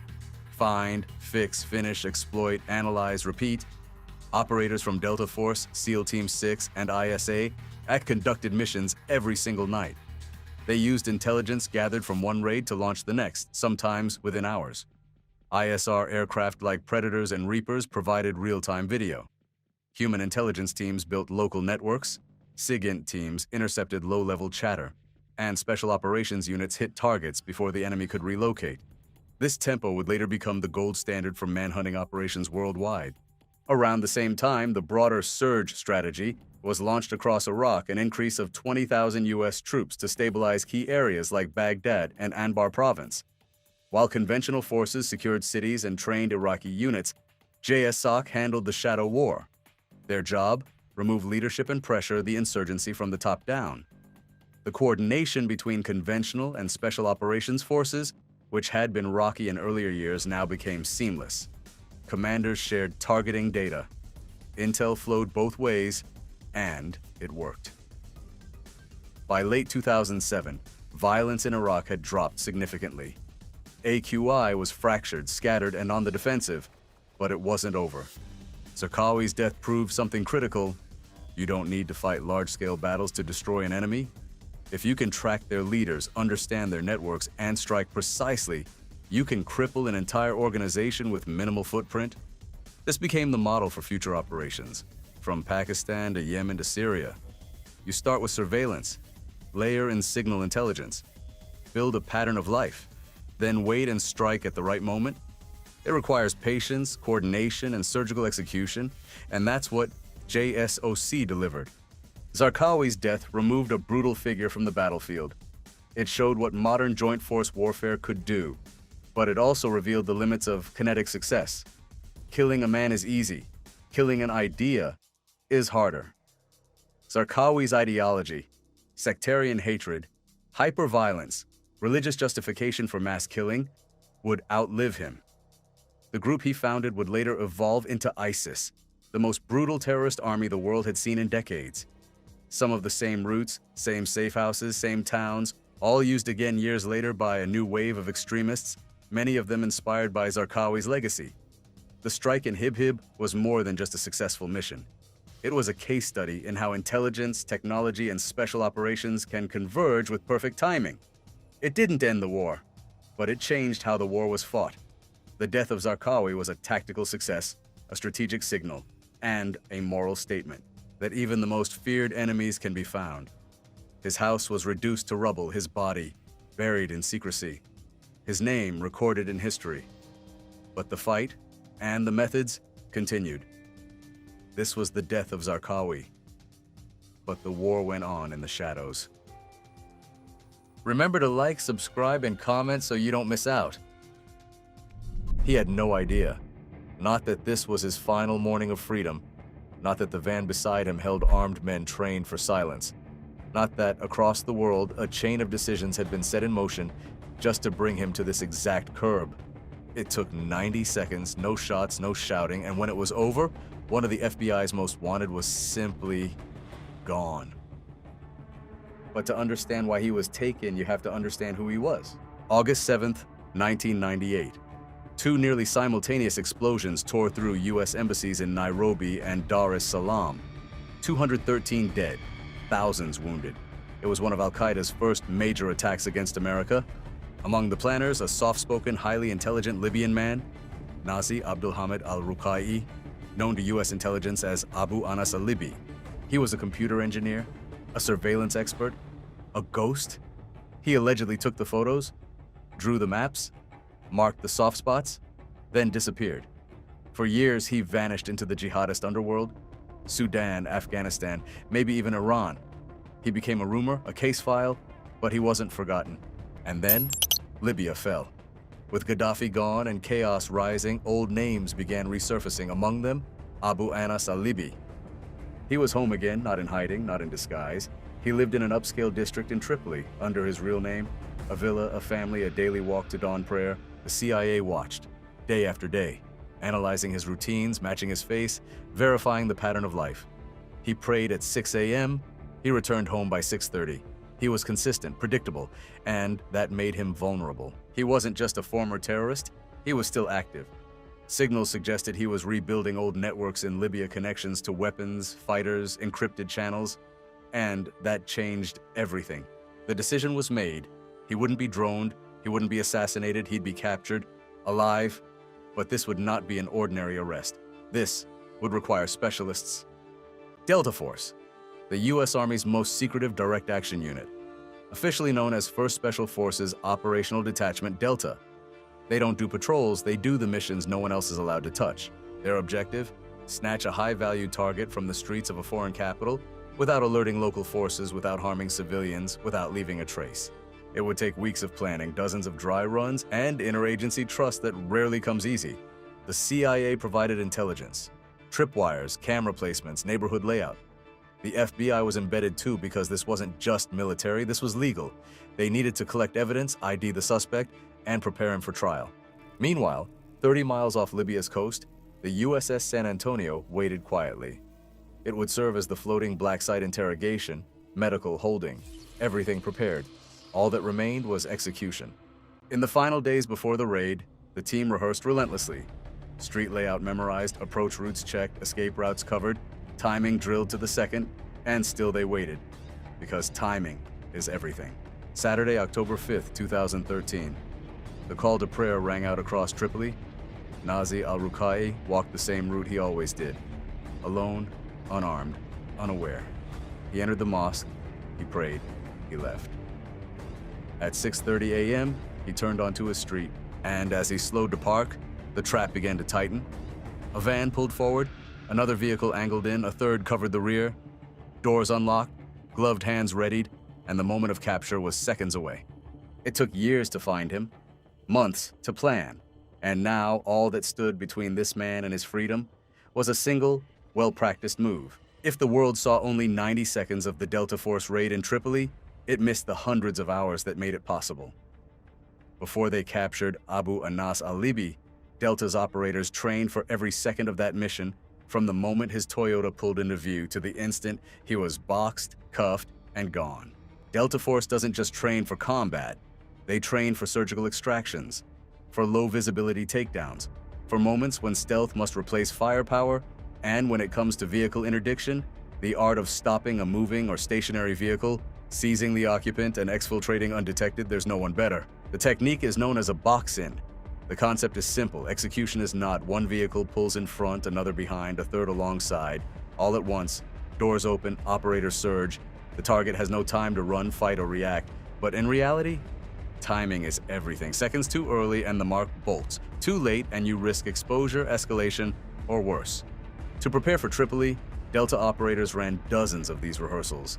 They used vehicles matching Libyan traffic profiles, replicated road widths, recreated al-Libi's street using satellite data. They even tracked sunlight angles for time-of-day realism. They didn't just train to stop his car, they trained to stop him. Vehicle interdiction, especially abroad, requires layers of skill, disguise and misdirection, language and body control, urban driving precision, close quarters grappling, immediate threat triage, rapid vehicle scanning. Deltaforce trains for these with brutal repetition at Fort Bragg and at remote sites across the country. In the weeks leading up to October 2013, this particular troop trained under unique conditions. They had the objective, they had al-Libi's routine, they had drone footage, and they had pressure the intelligence window was closing. This mission wasn't about firepower, it was about data. Al-Libi wasn't just a fugitive, he was a vault of terror networks, safe houses, future plots. He couldn't die, he couldn't vanish, he had to be seized clean. That meant no bullets, no broken glass, no headlines, until it was done. To the Libyan public, these men would look like local security. Civilian clothes, unmarked vans, radios concealed in jacket cuffs, weapons suppressed and hidden. But inside, Tier 1 precision. Surveillance had tracked al-Libi for months. The CIA's Special Activities Division had him under a tight net. His mosque visits, his traffic habits, his walking pace, even his route deviations. At 6:30 a.m. every morning, he returned from prayer in the same neighborhood on the same street, and that's where the box-in would happen. Delta teams arrived in country well ahead of the strike. Using diplomatic cover, military charters, and compartmentalized travel routes, they assembled in safe houses across Tripoli, some embedded with CIA handlers, others staged out of a secure U.S. facility. Weapons were customized, no optics, no foregrips, plain black Glocks and M4s. Civilian dress was layered, light button-ups over concealed armor. Extraction coordination came from offshore. The USS San Antonio, an amphibious transport dogship, lingered in international waters. Its role? Detainee processing, helicopter landing deck, medical bay, and most importantly, a floating sovereign slice of U.S. soil. Though never officially confirmed, the insertion likely used civilian vehicles acquired in-country, exfil, possibly a C-130 or military rotorcraft routed to a remote Libyan strip, then back to the San Antonio. Above them, ISR drones loitered high, providing overwatch, watching for threats, feeding live intel. Then came October 5th, 6:28 a.m. The target entered his car. As expected, 3 Delta vehicles converged, front blocker, rear blocker, left flank van. Al-Libi stopped, no time to react, Delta moved. 1 command in Arabic, 1 controlled takedown, no weapons drawn, no crowd. The van door closed, al-Libi inside. It was over in less than 90 seconds. From the street to safe house to airfield, the timeline moved like clockwork. The captured high-value target was brought to the U.S. warship within hours. Aboard, he was medically evaluated, photographed, debriefed, then interrogated in a maritime holding cell. Back in Tripoli, the morning continued. Locals found a car left abandoned, no sirens, no body. It wasn't until Washington confirmed the strike that Libya realized the U.S. had entered, acted, and exited in silence. It wasn't until Washington confirmed the strike that Libya realized the U.S. had entered, acted, and exited in silence.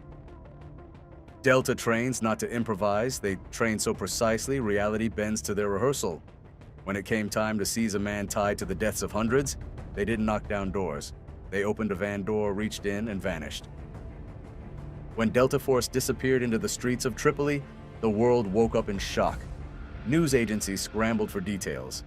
Libyan officials demanded answers. And in Washington, the message was clear. Abu Anas al-Libi was in U.S. custody. The United States will never stop in its effort to hold accountable those who conduct acts of terror. With those words, the fog of secrecy began to lift. Al-Libi wasn't just any target. He was one of the FBI's most wanted men, indicted for his role in the 1998 bombings of U.S. embassies in Kenya and Tanzania attacks that killed 224 people and wounded thousands. His arrest marked the culmination of a 15-year manhunt, but it also triggered a political storm. In Libya, the backlash was immediate. The transitional government claimed ignorance. Protesters called it a kidnapping. Parliamentarians accused the West of violating national pride. Behind closed doors, the reality was more complex. Sources later confirmed the Libyan government had been quietly informed, but plausible deniability was baked in for both sides. The U.S. needed the operation to appear autonomous. Libya needed to save face. On board the USS San Antonio, al-Libi underwent initial questioning. He was given medical care, his rights were read, but legal debate raged back home. Was this a lawful capture under the AUMF? Should he be tried in a military court or brought to U.S. soil for civilian trial? The Obama administration chose the latter. On October 15, 2013, Abu Anas al-Libi arrived in New York. He was arraigned in federal court and pleaded not guilty.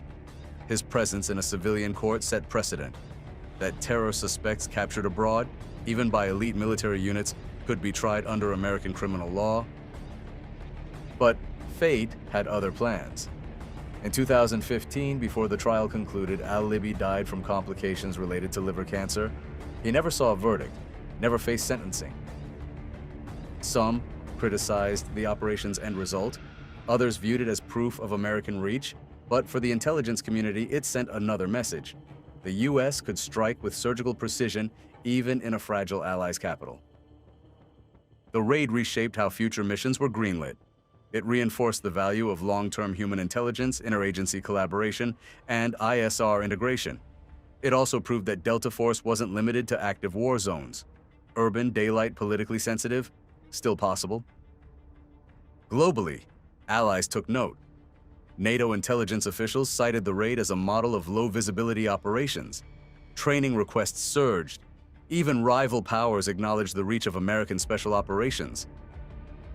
In Moscow and Beijing, the raid reinforced suspicions. The U.S. had operational claws far beyond declared battlefields. For survivors of the embassy attacks, the mission offered something else: closure. Al-Libi had long escaped justice.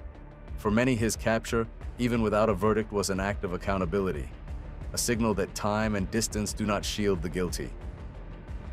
The Tripoli raid became a template: quick deployment, interagency fusion, no escalation. Its legacy wasn't just the man it captured, it was the message it sent, that the United States could and would reach into the shadows, even when the world wasn't looking. No headlines, no explosions, just a door opening and the quiet weight of justice arriving. In March 2003, as the world watched the U.S.-led invasion of Iraq unfold, My fellow citizens, at this hour, American and coalition forces are in the early stages of military operations to disarm Iraq, to free its people, and to defend the world from grave danger. one of America's most secretive military units was already inside the country. Operating under the Joint Special Operations Command, Deltaforce, officially the first Special Forces Operational Detachment Delta, deployed in total secrecy. Their mission wasn't to capture territory. It was to find, fix, and finish the most dangerous individuals in Iraq. High-ranking members of Saddam Hussein's regime, weapons of mass destruction, scientists, and later, key insurgent leaders. Unlike the conventional units pouring across the Kuwaiti border in armored columns, Deltaforce operators entered Iraq in small, agile convoys of unarmored vehicles, including modified 6x6 pin scours, Toyota Hilux pickups, and specialized dirt bikes. This was not war by volume, but war by precision. The operators moved swiftly, communicating through secure satellite radios, using GPS and digital maps to coordinate missions, and linking with overhead ISR intelligence, surveillance, reconnaissance assets, and drones. The covert spearhead Deltaforce operated as a core component of Task Force 20, a black ops unit formed for the Iraq invasion. Alongside SEAL Team 6, CIA paramilitary officers, Air Force CCTS and PJ specialists, and British SAS, Delta's mandate was to neutralize high-value targets and secure WMD sites before they could be sabotaged or moved. The operators' gear reflected their unconventional mission. Each member wore civilian-style clothing under their plate carriers to blend in during low-visibility operations. Their kit included M4A1 carbines with suppressors, infrared lasers, PEQ-2 or PEQ-15, and night vision goggles, PVS-15 or PVS-23. Communications gear was often integrated directly into their helmets, using Peltor Comtac systems. Sidearms typically included suppressed SIG P226 or Glock 19. Assault on Haditha Dam. One of the most dramatic early operations occurred in late March 2003. The assault on Haditha Dam. Intelligence warned that the dam could be rigged for destruction, which would have flooded the Euphrates Valley and caused a humanitarian catastrophe. Delta sent reconnaissance teams ahead on ATVs and dirt bikes to laser-designate Iraqi defensive positions. Airstrikes followed, pounding enemy bunkers and AAA guns. Recognizing the need for more firepower, Delta coordinated with the 3rd Battalion, 75th Ranger Regiment, and orchestrated an airborne assault on the dam on April 1st. MH-47 Chinooks flown by the 160th SOAR. The operation was textbook JSOC. Rangers secured the perimeter and dam entrances, while Delta operators cleared internal structures. Within hours, they had seized the dam, discovering no explosives but plenty of enemy fortifications. For 5 days, Delta and the Rangers held the dam against Iraqi counterattacks until it was safe to hand off to conventional forces. Into the deck of cards. With infrastructure targets secured, Delta's focus shifted to the infamous deck of cards, Saddam's top regime officials. On June 16, 2003, in a joint raid with British SAS, Deltaforce captured Abd Hamid al-Takriti, Saddam's presidential secretary, and number 4 on the list. Days later, Delta and supporting units pursued a convoy suspected of carrying Saddam or his sons near the Syrian border. The convoy crossed into Syria, prompting rare authorization for Delta to pursue. AC-130 gunships shredded the convoy, and Delta assaulted a safe house across the border. Though Saddam wasn't found, the raid sent a clear message. Not even national borders would stop the hunt. Urban war Mosul to Tikrit and beyond. By mid-2003, Delta began operating in urban areas such as Mosul, Tikrit, and Baghdad. On July 22nd, a Delta element tracked Uday and Qusay Hussein to a villa in Mosul. Backed by the 101st Airborne, Delta initiated the assault. The fugitives responded with grenades and machine gun fire. When initial entry failed, Delta called in Tau missiles and .50 caliber fire to collapse parts of the building.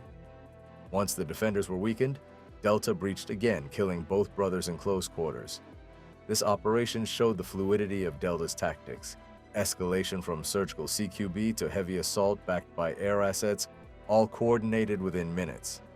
MH-6, MH-47, and the night key to Delta's success in Iraq was their close integration with the 160 Special Operations Aviation Regiment, SOAR, the legendary Night Stalkers.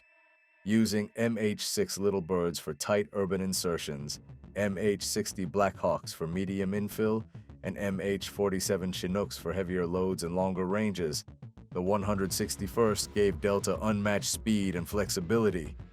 Pilots flew blackout missions using night vision and terrain-following radar, often inserting teams onto rooftops, narrow alleyways, or remote compounds at 3 a.m.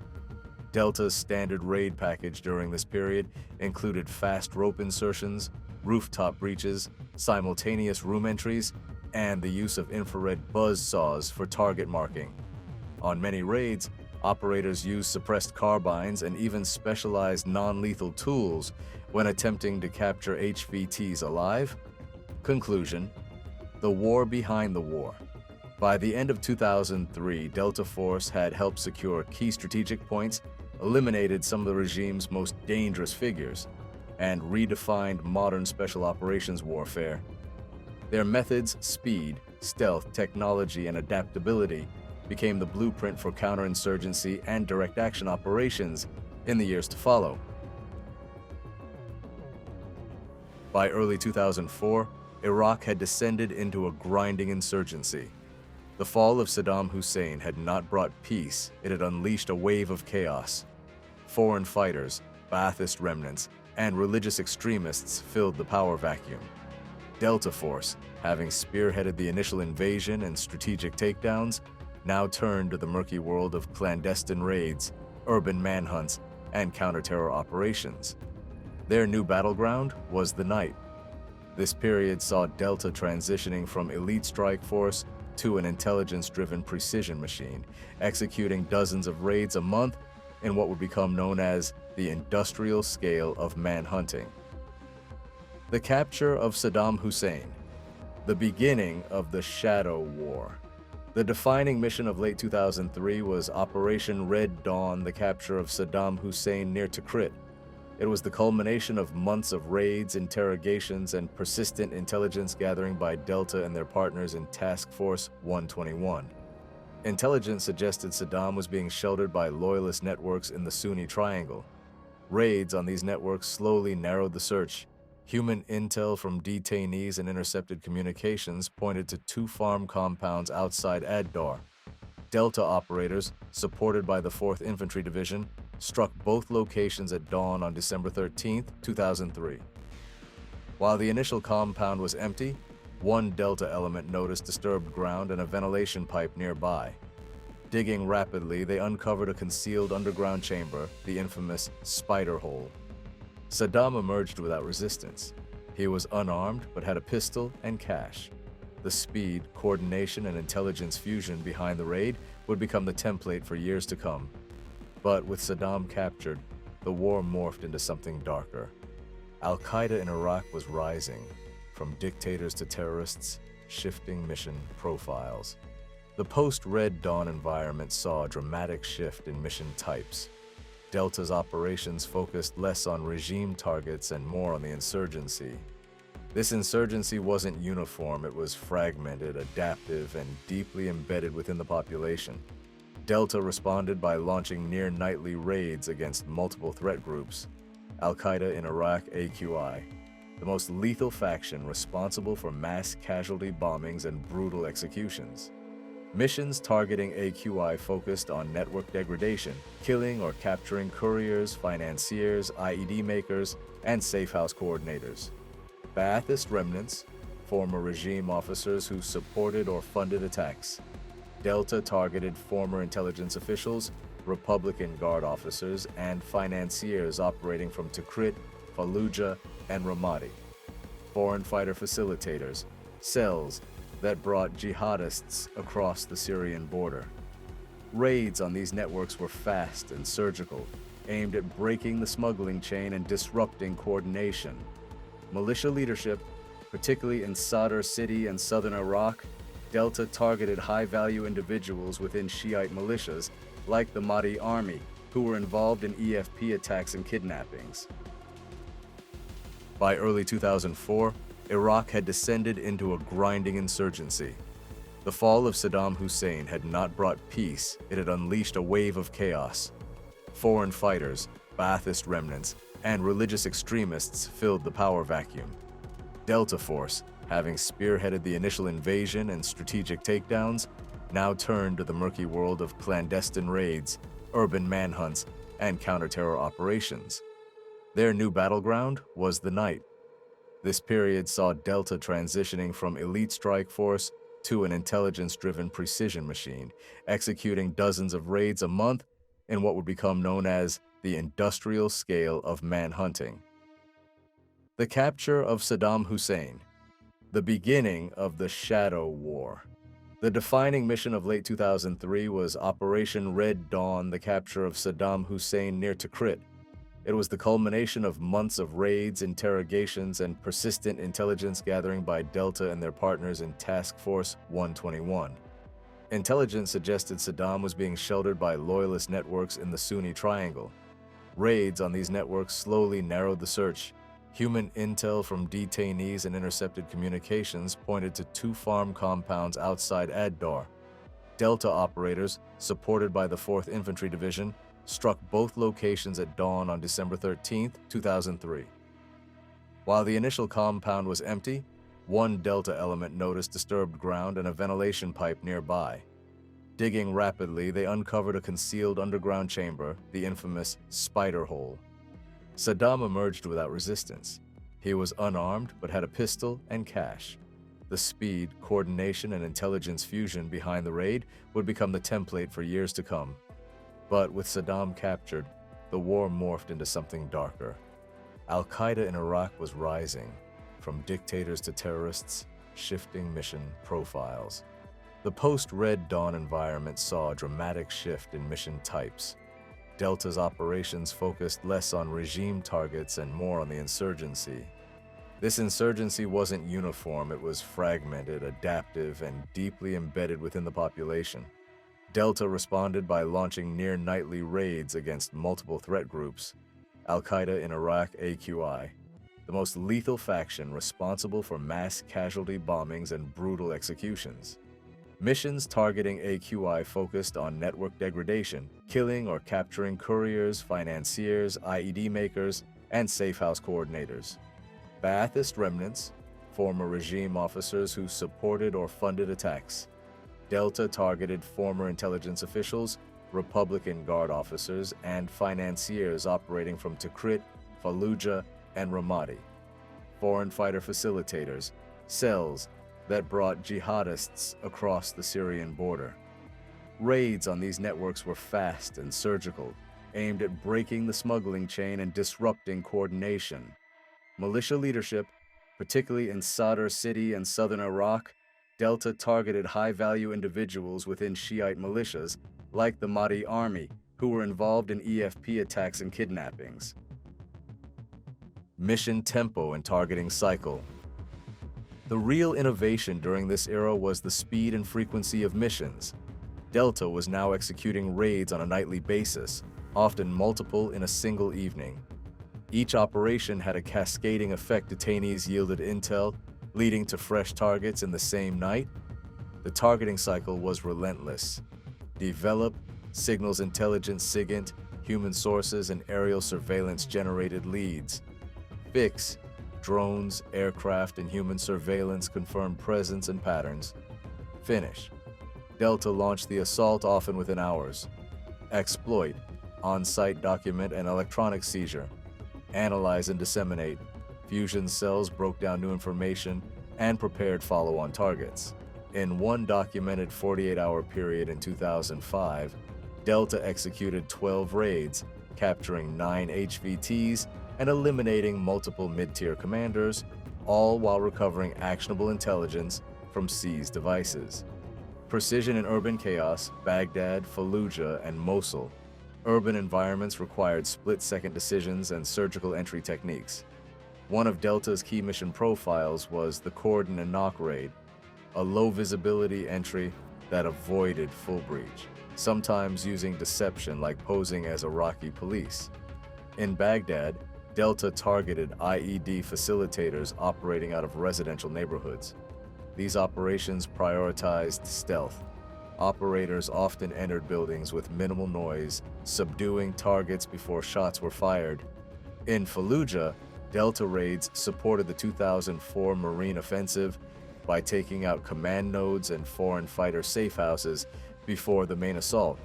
Operators would strike from the rooftops, entering from above, with coordinated timing across the city. In Mosul, a city with both AQI and nationalist insurgent factions, Delta's missions required greater adaptability. One mission in late 2005 involved a simultaneous 4-location strike across different districts. Each team had to secure and process detainees within 20 minutes before moving to the next site. The hunt for Zarqawi. A war within the war. Abu Musab al-Zarqawi became the central figure of Delta's operations. His network was brutal, well-financed, and elusive. Capturing him became an obsession. Delta led laddered raids missions where the primary goal wasn't just to catch a target, but to identify and climb up the hierarchy. After hitting one safe house, intelligence would point to a courier, then to a bomb maker, then to a hideout manager, eventually closing in on key commanders. These laddered missions were often conducted over a single night, jumping from one raid to another using the same assault force. A 2006 operation began with a hit on a suspected arms cache. A captured cell phone led to a hasty follow-up raid 40 minutes later on a house 3 miles away. There, Zarqawi's communications tech was arrested, giving up the location of one of Zarqawi's spiritual advisors.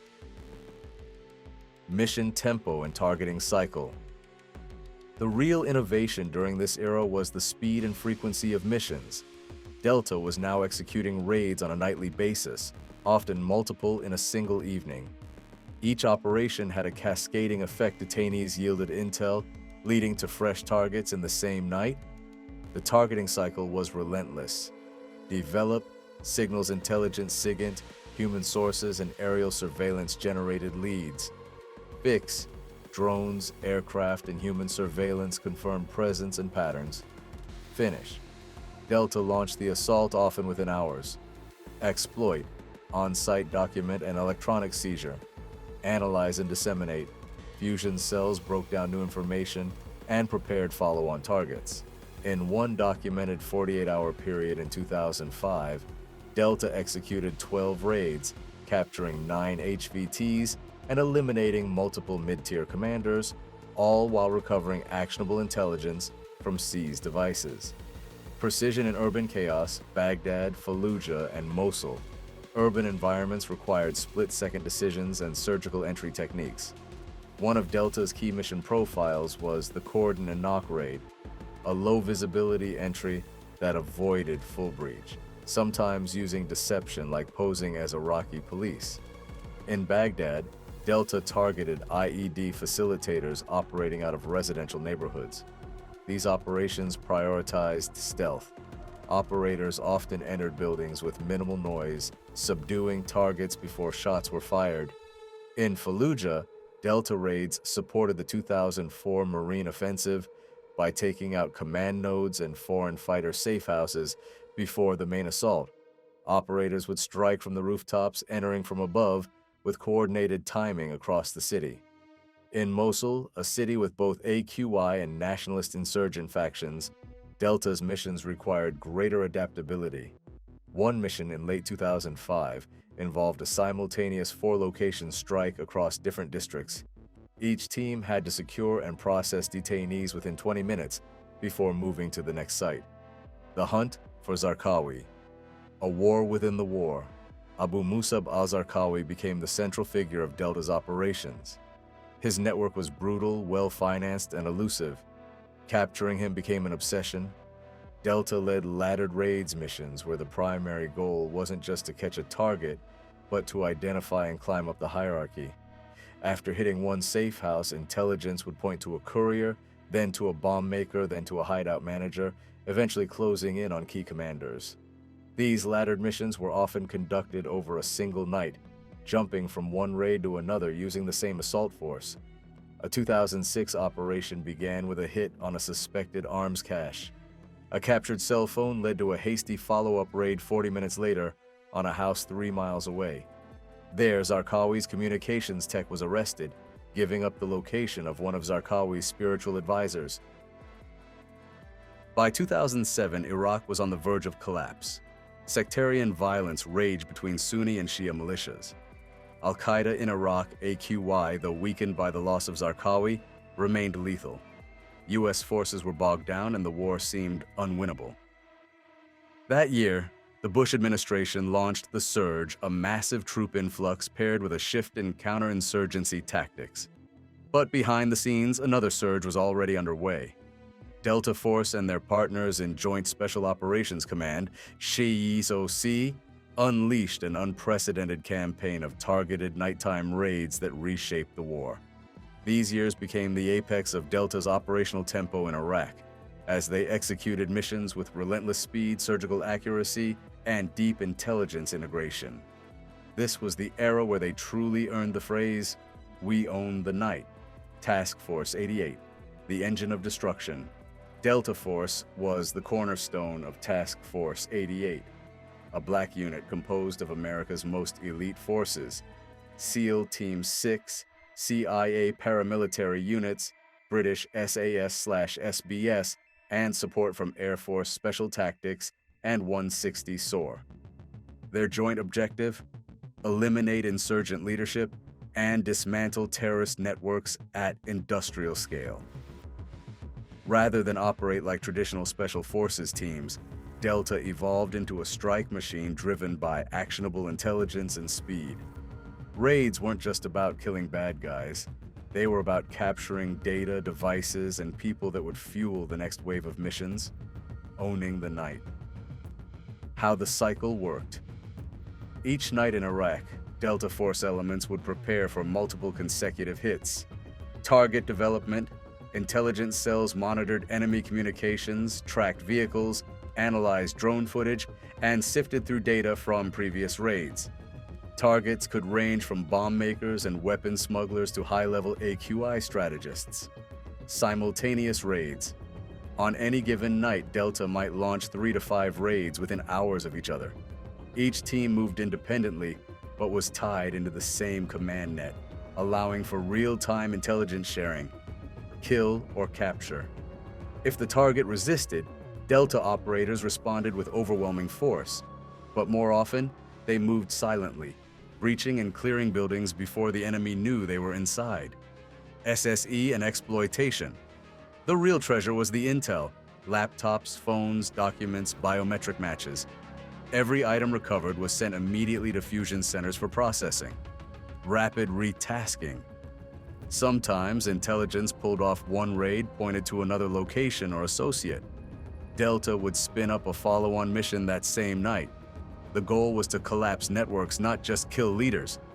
Every operation was a node in a broader campaign to strangle AQI's operational capability. The scale of operations. At the height of the surge, JSOC forces were conducting up to 300 raids a month in Iraq. Delta Force teams alone accounted for dozens. The pace was punishing. Operators slept in full kit, ready to deploy within minutes. Missions were often launched with less than 4 hours between planning and execution. This tempo became possible thanks to a seamless integration of intelligence, aviation, and ground teams. Night vision superiority with quad-tube GPNVG-18s and infrared markers invisible to the enemy made every raid one-sided. While insurgents stumbled in the dark, Delta moved with silent precision. Raids in Baghdad. The heart of the beast, Baghdad, was a nest of insurgent cells, militia strongholds, and criminal networks. Delta established a rotating presence in the city, focusing on hot zones like Dora, Ghazalia, Sadr City, and the Sunni Triangle on the city's outskirts. A typical Baghdad raid started with persistent surveillance. Drones watched a target house for days, tracking foot traffic, vehicle movements, and delivery patterns. Once patterns were clear, Delta operators inserted via MH-60 Blackhawks or drove in low-profile vehicles masked as Iraqi forces. In some cases, Delta would launch false flag raids pretending to be Iraqi commandos to sow distrust within enemy circles. One raid, many effects. In late 2007, Delta tracked a courier linked to an AQI explosives network. A nighttime raid on his compound in Mansour yielded not only his capture, but a laptop containing detailed bomb-making plans, communications logs, and diagrams of coalition bases. Within 48 hours, Delta teams had launched 4 additional raids, capturing the cell's electronics expert, its logistics chief, and 2 foreign fighters from Chechnya. Each mission was enabled by intelligence gathered from the last. This model of operation became known as Find, Fix, Finish, Exploit, Analyze, Disseminate, F3EAD, and it became the blueprint for future manhunting campaigns. The psychological impact for insurgents, Delta's raids were terror itself. They avoided using phones, they changed locations nightly. Rumors circulated of coalition forces that could walk through walls or shoot through darkness without being seen. This fear disrupted enemy operations even when no bullets were fired. Delta's ability to detain targets alive and extract useful intelligence increased pressure. Captured leaders often talked quickly, fearing betrayal by their own or retaliatory strikes. This continuous pressure collapsed AQI cells before they could regenerate. Evolving tactics, remote raids, and multi-team strikes. Delta also pioneered remote area raids during this time. In western Iraq near Al-Qaim, operators infiltrated remote safe houses using MH-47s, seizing key figures in border trafficking rings. In 2009, Delta conducted a coordinated strike across 3 provinces in a single night.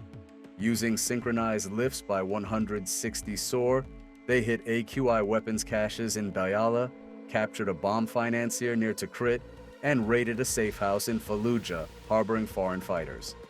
The success of that night unraveled an entire logistics network, intel fusion, and the real-time battlefield. What made these missions revolutionary wasn't just the bravery of the operators, but the speed of intelligence fusion. Inside JASOC compounds, analysts worked around the clock.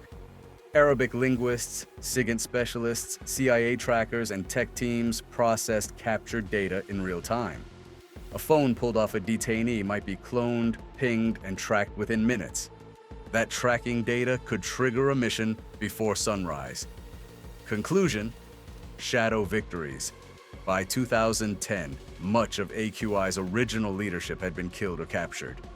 The number of successful bombings dropped, coalition casualties fell. The success of Delta's campaign didn't come from major battles or citywide offensives. It came from persistent, precise, and invisible war waged by men who never appeared on the evening news. Owning the night meant never giving the enemy a place to rest. And in doing so, Deltaforce changed the nature of modern warfare. Introduction. The gloves come off. By 2015, the tide was beginning to turn. ISIS had carved a path of destruction across Iraq and Syria, but its expansion slowed under the weight of international airstrikes, local resistance, and mounting losses. For Deltaforce, this was the phase where precision strikes gave way to sustained manhunting operations. The mission was no longer reactive. It was a campaign to systematically dismantle ISIS leadership, logistics, and ideology from within. This was the most aggressive tempo Deltaforce had maintained since the height of the Iraq War, and it would include some of the most daring and high-profile raids in recent memory. Task Force Black Redux, the new JSOC war machine. Deltaforce was at the core of an expanded and reactivated Task Force Black, operating alongside DevGru, CIA SAD/Ground Branch, British SAS, Kurdish CTG, and elite Iraqi units. The entire enterprise was built on real-time intelligence fusion, near instantaneous strike capability, and absolute operational secrecy. This joint force operated from air bases and forward operating sites across Erbil, Al-Assad, Baghdad, and covert locations in Syria. Missions were launched with increasing speed and reach, often bypassing bureaucratic delays seen in earlier phases of the war. Signature missions, the high-stakes raids. Several standout Deltaforce operations defined this period. The Abu Sayyaf raid, May 2015, in one of the first known ground raids in Syria, Delta operators launched a nighttime assault on a compound in eastern Syria, targeting Abu Sayyaf, a senior ISIS oil and finance official. Inserted by 165th SOAR helicopters, the team neutralized Sayyaf and captured his wife, Sayyaf, who provided actionable intelligence on ISIS's inner circle and hostage operations. The raid also yielded computers, cell phones, and documents revealing ISIS's funding networks and administrative structure. Hostage intelligence exploitation. Following the PSYOP raid, Delta analysts and CIA techs dissected the captured media to track other ISIS leaders. Several follow-up raids were conducted based on this data, including strikes on foreign fighter coordinators and ISIS media cells in Iraq. Deep infiltration of Mosul and Raqqa networks. By 2016, Delta teams were guiding Iraqi and Kurdish units into Mosul, targeting weapons caches and local ISIS commanders ahead of the major offensive. Small Delta contingents operated as advance forces behind enemy lines, setting up observation posts, coordinating airstrikes, and conducting direct kill-capture raids on key nodes in the city. The Mosul offensive, October 2016, July 2017, Deltaforce maintained a continuous presence alongside ISOF during the Mosul campaign. While conventional units fought street to street, Delta conducted micro-raids within the chaos, hitting buildings harboring foreign fighters, sniper nests, and ISIS communication hubs. In one operation, a Delta team neutralized an ISIS mortar cell that had been shelling coalition positions for days, using rooftop insertions under cover of coalition drone distractions. Raids at scale. The ISIS kill chain Delta had perfected the kill chain. Operations flowed in a seamless loop. Targeting. Derived from drone surveillance SIGINT, human sources or forensic exploitation of previous raids. Planning. Conducted in hours, not days, using pre-mapped urban 3D modeling. Execution. Airborne insertion, door-to-door breach, HVT elimination or capture. SSE, sensitive site exploitation. Phones cloned, laptops seized, biometric data scanned on site. Next target identified, often within minutes of exfil. This cycle meant that Delta could execute up to 3 successive missions in one night, with each target leading to another. It became so fast and effective that some missions were turned around before the media even reported the first. ISIS leadership decapitation. Deltaforce played a central role in eliminating mid- and high-tier ISIS commanders. Though many of the final strikes were carried out by drones or air assets, Delta provided the groundwork, locating bunkers used by foreign fighter units, tagging vehicles with trackers, conducting clandestine surveillance of suspected command compounds. In one operation in western Anbar, Delta guided a drone strike that killed an ISIS foreign fighter emir after tracking him for 48 hours using a combination of UAVs and on-the-ground visuals. Partnership with Kurdish CTG and ISOF Deltaforce doubled down on partnerships with Kurdish counterterrorism group CDG and ISOF units, often letting local forces lead the assaults while U.S. operators provided overwatch and technical support. These missions built local legitimacy and reduced U.S. footprint visibility. One joint raid in Kirkuk led to the recovery of a stockpile of suicide vests and captured documents naming foreign donor networks. Psychological and strategic effect. As Delta dismantled one cell after another, a new atmosphere of paranoia gripped ISIS ranks. Leaders moved constantly, avoided digital communication, and turned on each other, fearing informants. The group's operational tempo slowed. Morale plummeted. Former detainees reported fear of unseen American operators who could breach a building without being heard, kill without warning, and disappear by dawn. That reputation alone fractured ISIS from within. Conclusion. Mission evolved. Legacy endures. By mid-2017, Mosul was liberated, Raqqa was surrounded. Deltaforce had transitioned from surgical strike teams into strategic force multipliers, shaping entire battlefields through intelligence, raids, and partnerships. Their role in the defeat of ISIS in Iraq wasn't just in the high-profile kills or deep raids. It was in the creation of a battlefield environment where ISIS could no longer command, coordinate, or survive with impunity. Deltaforce, true to its origins, never sought headlines. But it was in these final brutal years that their influence reshaped the region and redefined the possibilities of modern special operations warfare. Introduction.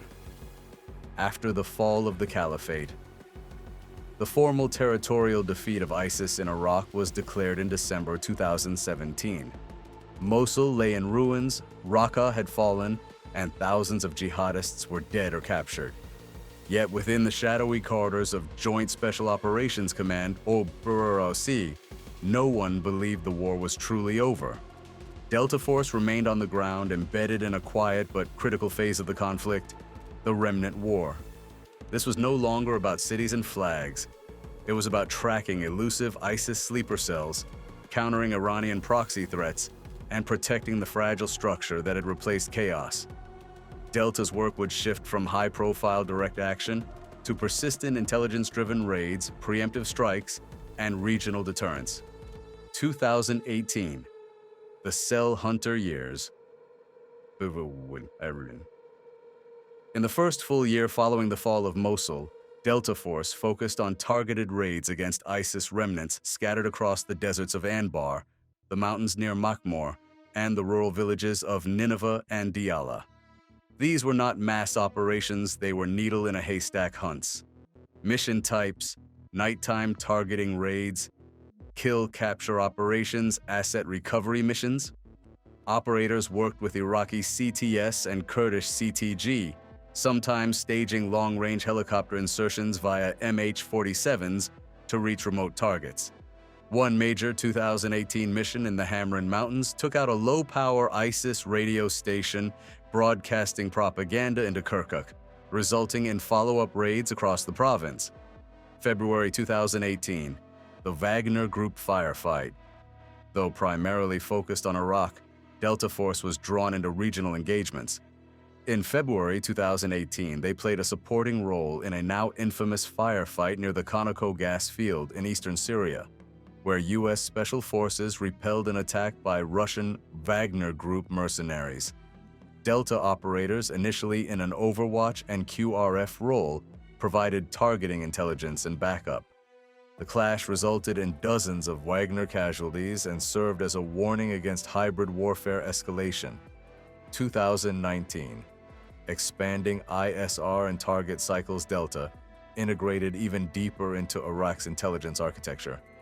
Their operations were now fueled by advanced persistent drone coverage, signal triangulation, and biometric exploitation.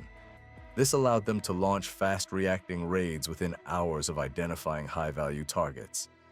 Raids in Diyala and Salah ad-Din removed key ISIS logisticians, and one chain raid in Tuz Kurmatu disrupted a Saudi funding channel.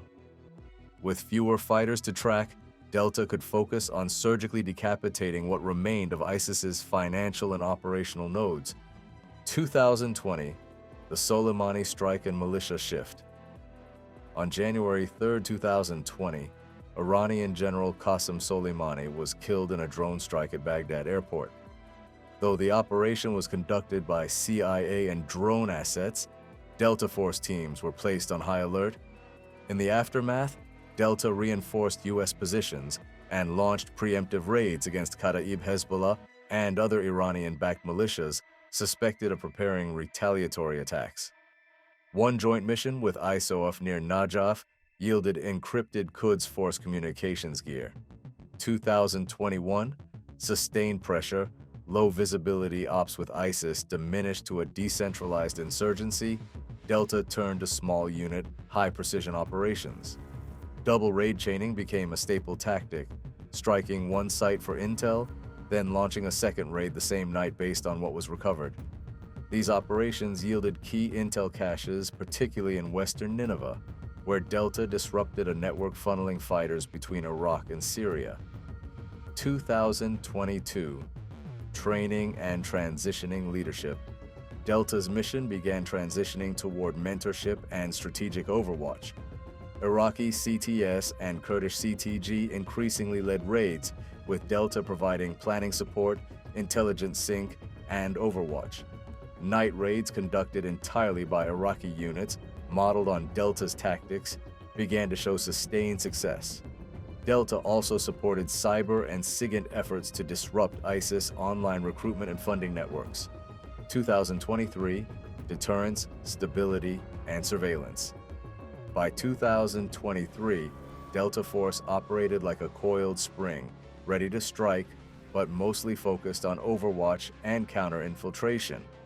Key mission sets included interdicting attempts to reconstitute ISIS cells, disrupting Iranian militia movements, supporting coalition cyber, SIGINT, and UAV operations. In April 2023, a Delta-supported raid on an ISIS safe house near Kayla uncovered a regional encryption and recruitment network with ties to southern Turkey. Cyber teams exploited this data within hours. From 2018 to 2023, Deltaforce remained a decisive tool in Iraq's fight against extremism. Their impact extended beyond direct action. They trained Iraq's next-generation special operators, shaped regional intelligence fusion, and provided a deterrent posture against hybrid threats like Iranian militias and foreign mercenaries. The remnant war was less visible, but no less vital. Delta didn't just finish the fight with ISIS, they ensured it couldn't start again. On the evening of June 15, 2014, in the shadows of post-revolution Libya, one of the most secretive operations in recent U.S. military history was about to unfold. The objective?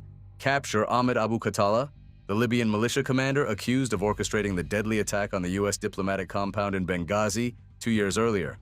The mission would be executed by Deltaforce, America's elite counterterrorism unit, working in coordination with the FBI's hostage rescue team. Ahmed Abu Khatallah was not hiding in caves or fleeing across borders. In fact, he was surprisingly public, known to give interviews to journalists and move relatively freely around Tripoli. Despite this visibility, planning his capture posed extreme challenges. Libya in 2014 was chaotic. Armed militias controlled entire neighborhoods. The government was weak, and any American presence risked sparking a major confrontation. A direct action mission required precision, secrecy, and the absolute minimum of collateral damage. Deltaforce operators, renowned for their ability to operate undetected in hostile territory, began preparing for the mission months in advance. Surveillance of Khatallah's movements was carried out by a mix of local assets, drone support, and undercover intelligence operations. His routines, associates, vehicles, and safe houses were meticulously documented. What made this mission even more complex was the legal nature of the objective. Unlike a typical kill-or-capture operation, the directive here was clear: capture Khattallah alive and bring him to the United States for trial.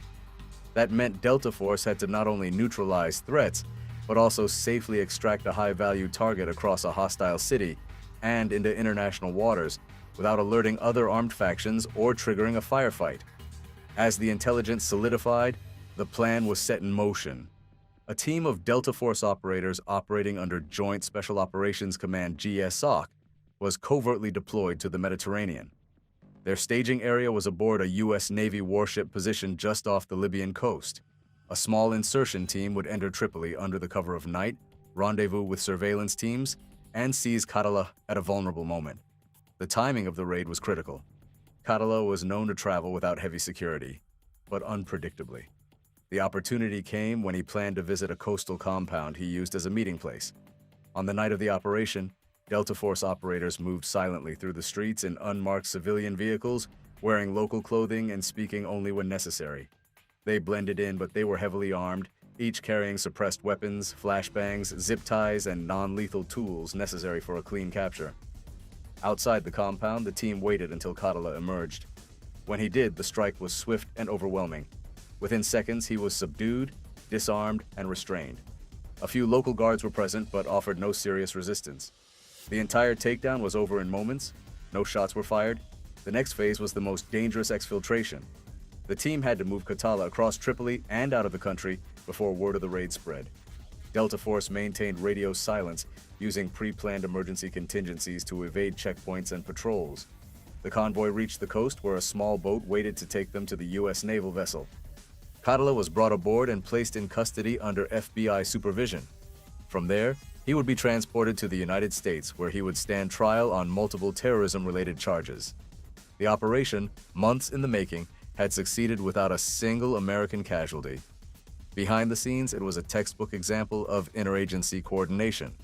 Deltaforce provided the tactical expertise, speed, and precision. The FBI ensured legal compliance and evidence handling. Intelligence agencies fed the operation with real-time data that made every move possible. For Deltaforce, it was another in a long line of missions the public would barely hear about, silent, clinical, and exact. But for the families of those killed in Benghazi, it marked the first moment of accountability. And for America's enemies watching from the shadows, it was a reminder. The United States never forgets. Once Ahmed Abu Khatallah was secured aboard a U.S. Navy ship in the Mediterranean, the second, equally delicate phase of the operation began, transferring him safely to the United States for trial. This wasn't just a logistical move, it was a legal, political, and diplomatic tightrope act. Khatallah wasn't flown out immediately. Instead, he was held aboard the USS New York for nearly 2 weeks. During that time, specially trained FBI agents began a careful and strategic interrogation. This was done in 2 phases. First came the intelligence gathering stage, where agents questioned Khatallah to extract time-sensitive information related to potential threats or networks.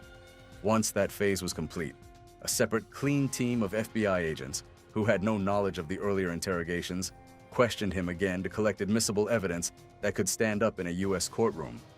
This legal strategy ensured that the case would not be jeopardized by claims of coercion or rights violations. All the while, Khatallah's treatment was closely monitored. The U.S. government was highly aware that how they handled him would be scrutinized internationally and could set a precedent. Every effort was made to maintain legal integrity. On board, Deltaforce operators remained vigilant, guarding against any possible rescue attempts or complications. While the raid was over, the threat environment was still dynamic. Intelligence analysts continued to monitor chatter from militant groups in Libya, watching for signs of retaliation. After 12 days at sea, the ship finally docked in the United States, and Khatallah was handed over to the Justice Department.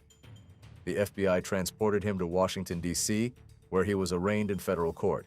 From a military standpoint, the job was done, but for the intelligence community and the legal system, the next battle was just beginning, building a rock-solid case that would stand up in court. Deltaforce's role in the operation, though finished in the physical sense, continued to reverberate through after-action reports and intelligence debriefs. Their planning, speed, and execution had made it possible to capture a high-value target without a single shot fired. This was a rare feat in the world of special operations, especially when dealing with a hostile environment like Benghazi. Operators involved in the mission returned to Fort Bragg for debriefings, and some later assisted in refining tactics for future missions involving live capture of terror suspects. This raid also influenced broader U.S. counterterrorism strategy. It proved that surgical, intelligence-driven raids led by elite units like Deltaforce in cooperation with law enforcement and intelligence agencies could yield results without massive collateral damage. It showed that capturing a suspect alive, though riskier, could provide invaluable intelligence and strengthen the credibility of the U.S. legal process in front of the world. For the public, many of the details remained hidden, but for those in the shadows, in the tight-knit world of Tier 1 special operations, this was a mission that would be studied for years. It demonstrated that America's most elite warriors weren't just trained to kill, they were trained to think, to adapt, and to bring justice under the most difficult conditions. The capture of Ahmed Abu Khatallah was not just a victory of force, but of strategy, coordination, and restraint. It was proof that in the fight against terrorism, precision and discipline are just as powerful as firepower. Remember to like, subscribe, and comment so you don't miss out. This is the story of Kayla Miller, a 25-year-old American humanitarian taken by ISIS, a woman who endured unimaginable captivity, and the operation that ended with the death of the world's most wanted terrorist, Abu Bakr al-Baghdadi.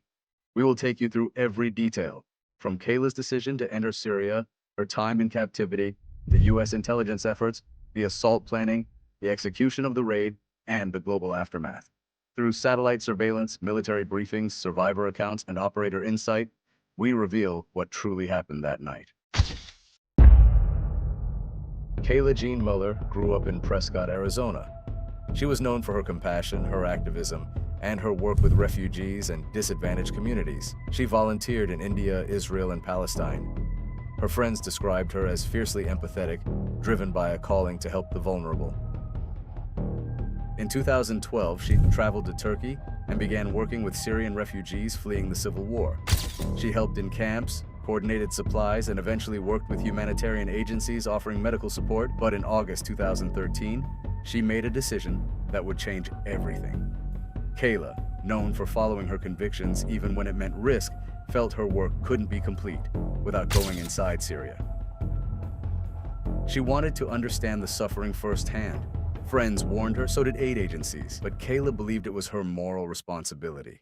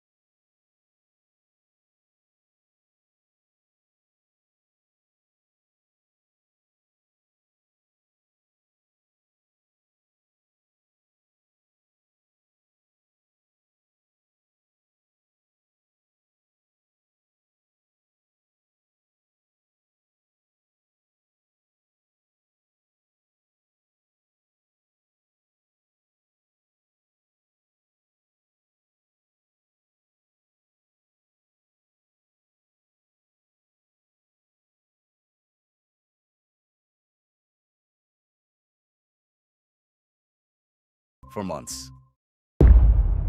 A timeline of captivity. August 2013, Kayla is captured near Aleppo. September to December 2013, held in Raqqa, moved between secret facilities. 2014, transferred to al-Shaddadi, held in Abu Sayyaf's house, visited frequently by Baghdadi. Summer 2014, other Western hostages, including James Foley and Steven Sotloff, are executed. Kayla is kept alive. Fall 2014. Proof of life letters sent to her parents. February 2015. ISIS claims she was killed in a Jordanian airstrike. Survivors later confirmed she had been repeatedly abused. And yet, in letters passed secretly through fellow hostages, she remained strong. Even in a dark place, I have seen light. I have not broken. Kayla comforted others. She encouraged them to hold on to hope. When others despaired, she listened, prayed, and offered her rations. U.S. intelligence, working closely with the SDF and CIA ground assets,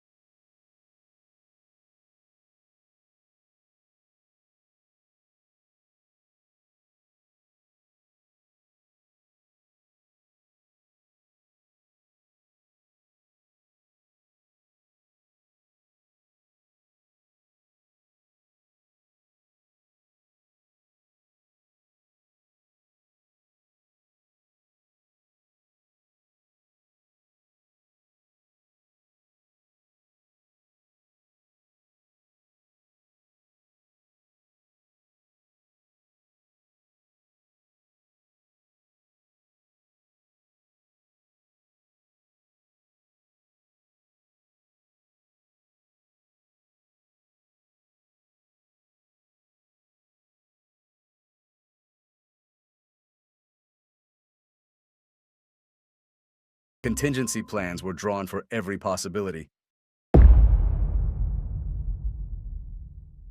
Just past 2 a.m., helicopters lifted off from Erbil. The insertion force flew nap of the earth, evading radar and potential threats. At approximately 3 a.m., the Delta team landed on the outskirts of the compound. One helicopter suffered a mechanical issue but landed safely. Operators surrounded the perimeter. An outer wall was breached with explosives. Using bullhorns, they called for surrender. Women and children exited the building. Then the main assault team entered. Inside, resistance was met and eliminated. Baghdadi fled with 3 children into a tunnel. K-9 Conan was released. Baghdadi detonated a suicide vest. 3 children were killed alongside him, but no U.S. operators were harmed. Deltaforce secured. DNA samples, hard drives, cell phones, documents, and weapons caches. A rapid DNA test confirmed. Target KIA, Abu Bakr al-Baghdadi. On October 27, 2019, President Donald Trump delivered a televised statement. Last night, the United States brought the world's #1 terrorist leader to justice. Abu Bakr al-Baghdadi is dead. He died after running into a dead-end tunnel, whimpering and crying and screaming all the way. The raid received international attention. U.S. allies praised the operation. News agencies called it one of the most daring raids since bin Laden. ISIS attempted to downplay the event, but within weeks, infighting began. Morale dropped, recruitment slowed. Captured documents revealed Baghdadi had planned new attacks, plots that were now stopped. In military and intelligence circles, the operation was a masterclass, a case study in multi-agency coordination, precision, and counterterrorism leadership. This raid wasn't just strategic, it was personal. It was named Operation Kayla Mueller for a reason. For Kayla, for her family, for every hostage who never came home. Deltaforce operators wore her name in planning briefings. Her photo hung on the walls at Erbil. Her courage inspired the men going into that compound. Carl and Marcia Mueller, Kayla's parents, later said, "She lived with purpose, and she died with dignity. We are proud of her and grateful to those who honored her with this mission." Her story now lives on in documentaries, human rights campaigns, military history archives, educational forums, and advocacy organizations dedicated to humanitarian causes. She is remembered not merely as a victim, but as a lasting symbol of compassion in the face of cruelty, of strength in the face of suffering. Her life, her sacrifice, and the mission that bore her name continue to inspire generations of soldiers, humanitarians, and everyday people striving to make the world better